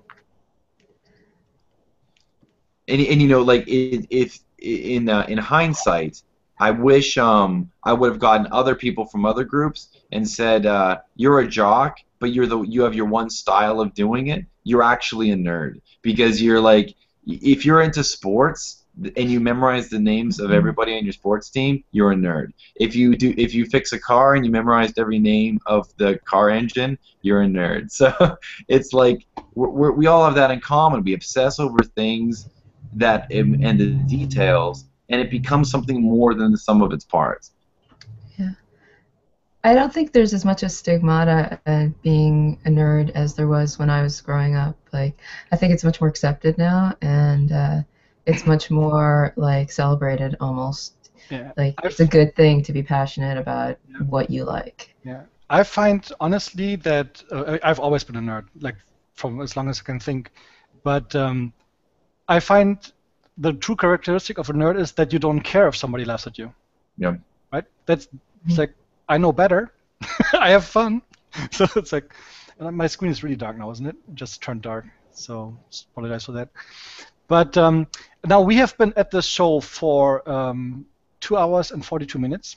Wow. If anybody's stuck around, thank you. You're awesome. Yeah, we totally. have a viewer record right now. We have a lot of viewers, and it's amazing. Thank you, everyone, for watching, in spite of all of the soccer games. Yes, We actually. have James Griffith, actually the guy with Tesla and the upcoming Kickstarter. I don't know if I've mentioned this. This guy has this Kickstarter for Infamy games, which will start on July 10th, and we should all watch it. So he's just said that he exclusively confirms that if he makes 600 million pounds on his Kickstarters, that he will buy the most pimping hammock money can buy and spend some time on it. Sipping a drink that comes in a pineapple with a little umbrella. Oh, very nice. Very nice, man. I can't wait to. I want to get in on a panel with James, is it? That's I can't wait for that campaign, man. I've been waiting for this forever. They have awesome artwork, and I'm so glad I'm done my own Kickstarter because now I can just plug the hell out of everybody else. Yeah, you got your yacht in the open. One yacht will do, and then everybody else gets a yacht now. All right. Well, honestly, guys, I could continue to talk to you until my voice is gone, which is probably going to be in a few days. So, if you're game, I'm game. Let's make it a marathon. But I think with the great feedback we've received, and also with the amount of fun I had, and I'm very selfish with this, I had a lot of fun talking to you guys. Yes, I would recommend that we maybe continue this discussion at some point. Definitely. I would be happy to come back sometime. Episode 2. Let's do it. Very awesome. And I just want to, there's a lot of people that probably want to be even more nerd right now. I just want to give a couple of recommendations on different things for people to watch. The first one I want to talk about is the Portal magazine. Portal magazine is a magazine, it's free from WAMP, the very big forum. A lot of people know this. And they just released issue number 36. And do they have a link this time? Yes, they do. So it's an awesome magazine. ID, unfortunately, is 41, not 42. That's not so close. so close. I do actually have a proof that 41 is 42. So it's all okay. So if you go to wempforum.com, this is kind of cryptic link. Honestly, go to the Facebook page for Portal magazine, and you can download it. And this magazine is awesome. It's so full of awesome articles and tools and tricks, reports of shows and so on. It's really well done. And they have them all free right now, don't they? Like all of them are free. All free. You can download all 36 if you want, and they're all free. Yeah. And you can see there's like up to 13,000 downloads, so it's really awesome. I can only recommend this. And if something is free, you don't shake a stick at it. It's good. Exactly. Then I would like to direct you to the fifth dimension. I'm big into space and cosmology and these kind of things, so fifth dimension is definitely something I'm interested in. It's a group of painters. A lot of my friends are in there, like John Harrison from the UK. Then we have Stefan Jonsson from Sweden, and a couple of other guys. You can see it here. Mr. Lee's in there. They have a painting competition coming up. And they have these awesome prizes. I can just get this a little larger. Cool. You get these little metal things, and I just love these prizes. So definitely check out their website, fifthdimension.blogspot.com or .co.uk or .de, whatever, and check those guys out. Then I want to, let's see. This is actually, I think this is actually the wrong. It's the San Savino show. Yes, where we hopefully will meet, Jeremy. Yeah, totally. That's the one I want to go to. And actually, I did have a couple of other tabs out. Let me just get this back because this is the wrong tab. I have a couple of more shows I wanted to show you. I've only got 143 days to book. Okay, here we go. So, okay, this is. Oh, come on. In the beginning of time, there was only darkness. Bam. Oh, there we go. Okay, so this is actually from the Portal magazine. That's what I was looking for. Sorry. So there's reports for Monte San Savino, which gives me a nice transition to the next one, and it has articles about like the show here. There's also painting competitions and so on. How to step by steps. One of my favorite painters is Pepa Saavedra. She makes these beautiful, like really natural skin kind of busts.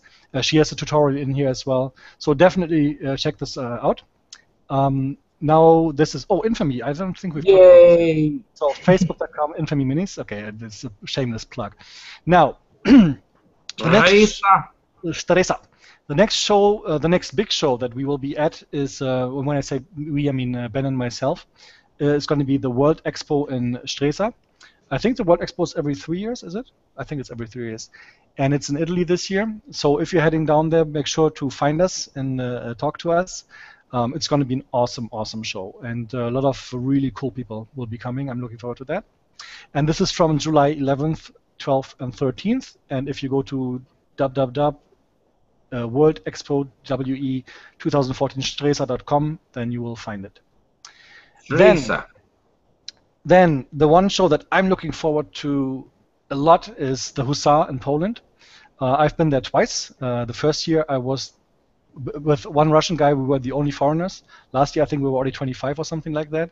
And this year it's going to be insane. It's actually going to be a 2-year event. It's in Poland, in Warsaw. You can actually win a ticket to the Golden Demon, including the flight ticket. Cool. So, sorry, not the Golden Demon. To the Crystal Brush in that makes Chicago. sense. Nice. Yeah, Golden Demon doesn't live anymore. So definitely check this out. They have a Facebook page. You will have to look for Hussar 2014, and you'll find it. And then there's all the details on there.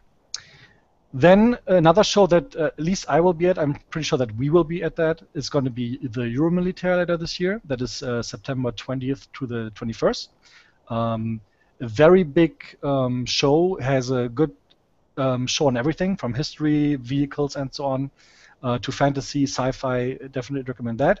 And then the end of the year is going to be Monte San Savino show. Yes. And I can't wait to go there again. It's What awesome. do you drink at Monte San Savino? Hidromele. Hidromele. Hidromele makes your hair grow. Have some hidromele and let me You know mix what? it with some You know Hidro. what? You know what? Now you said it. Let me find. Let me just Yeah. find it here. Let everybody know what's up because we Oh. sound like we're crazy people right now. So Monte San Savino is from 7th to 9th of November. And if I can find the Hidromele picture real quick, I hope I can. Maybe I love my can. Creature Caster minis then.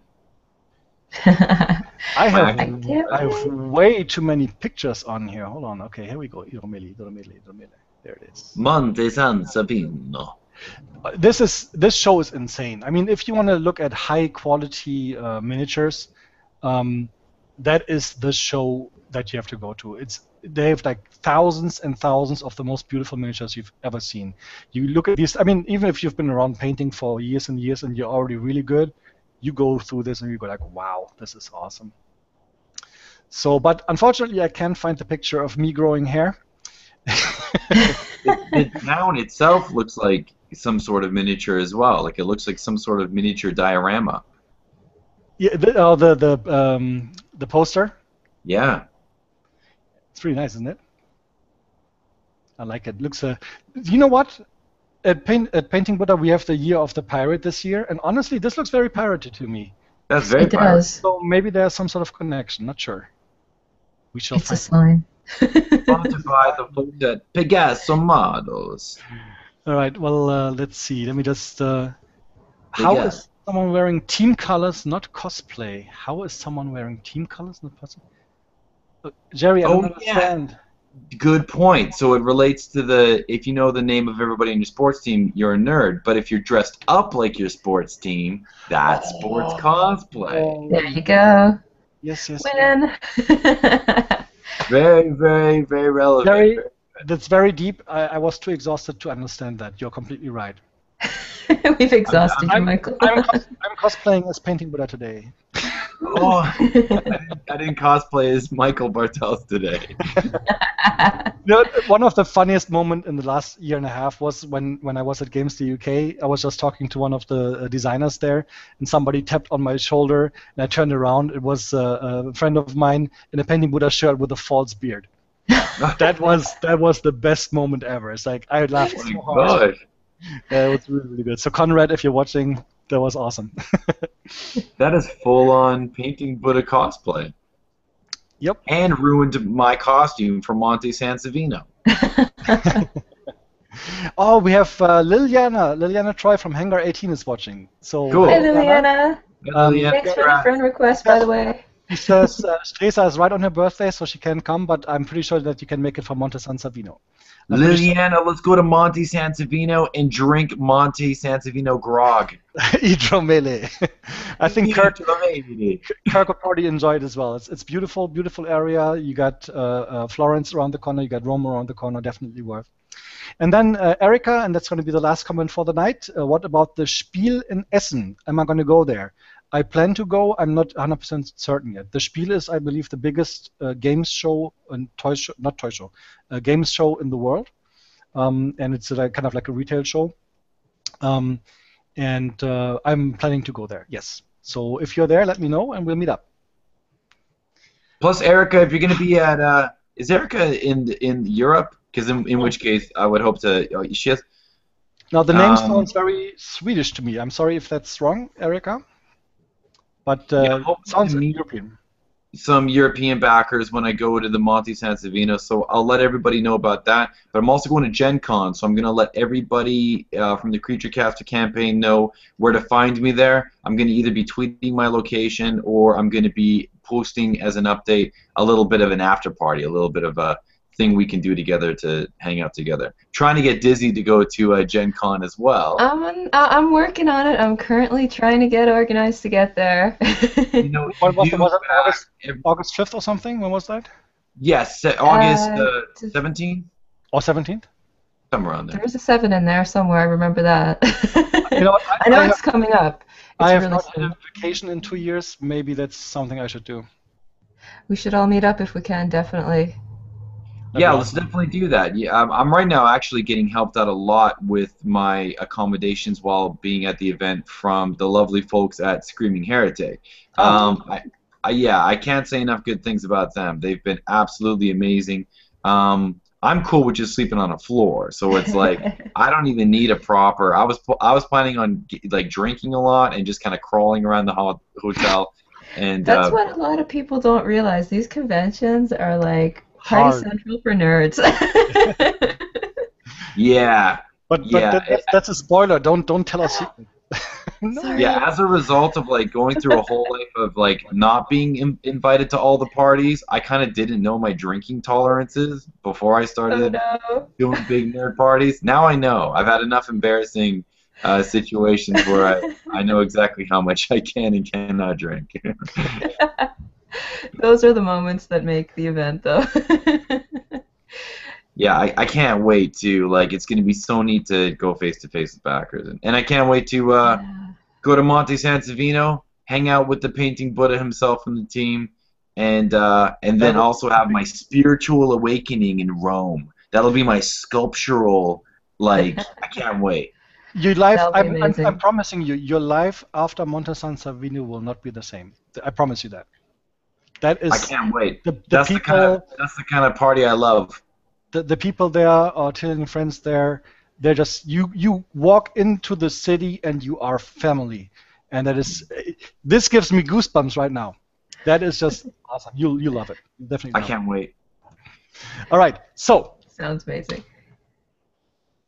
3 hours. Now I know I can do 8 on Google Hangout. Maybe we should have like a marathon or something. Seriously. We've had big conversations before. Me and Diz have talked for like we probably talked for like 4 or 5 hours before too. Like. Yeah, you've kept me up like till 5 in the morning talking. Yeah. Or I've kept you up till then. Either way. We have a time zone difference, so like if it's getting late here, it's like gamer late in like other parts of the world. Yeah, the sun is rising usually whenever we're saying goodbye. I call that gamer late. Like when you wait for the next day to occur and then like a little bit of it goes by. You only ever do that if it's like if you're a gamer because you know how to stay up. Yeah, one more round. One more round. Exactly. Civilization 5. That's all I'm saying. Or Civilization 3. All right. So thank you very much, guys. It was a lot of fun. I really had a lot of fun. Thanks for your time. Thanks for getting up early in the morning at 10 a.m. Cross- Yeah, it was cross 2 in the forward. afternoon for me. I was fine. Oh, okay, there you go. That's a journey. And I hope that everyone out there had a lot of fun as well. We will definitely pick this up at some point, at least after the financial report, I guess, from Games Workshop would be interesting. Yeah. Last plug I want to do for the night is for our lovely guest, Dizzy Angel Demon. I want to recommend the YouTube page, Dizzy Angel Demon, where you'll see a lot of unboxing about cool stuff, a lot of anime and what do you say? I can't even speak anymore. Related videos. Also painting tips. You did the Super Dungeon Explorer, how to paint chibi eyes recently. Definitely check this out, and also check out her Facebook page, facebook.com/dizzyangeldemon.com. All, as you can see here, spelled out. Like her and follow her and do whatever you need to do. You know what to do. We all know Jeremy, so I'm not going to plug him again. He already had his yacht, and no more plugs for him. No more plugs just, for you. We're sick of him. That's just Jeremy. I can't believe people even want to see my face anymore. It blows my mind. I'm so sick of my own face. I just want to. I want to back campaigns now. I'm just going to be a full-time backer and reporter of campaigns, and of course, a slightly full-time sculptor as well. There's so many great campaigns out there right now that it is killing my wallet. I'll be eating on the sweet potato diet soon, Jeremy. I'll give you recipes. Awesome. Step 1, chop up sweet potato. Yeah. All right, guys. Thanks a lot. So for now, we're gonna end the live stream. Thanks, guys, for watching. Thanks for hanging out. Thanks, everybody. See you next time. We'll see you next Tuesday with the guys from Scale Games and Fallen Frontiers, and they explain exactly why they pulled the plug on the Kickstarter. All right? Interested to hear about that. Yeah. Thanks for watching.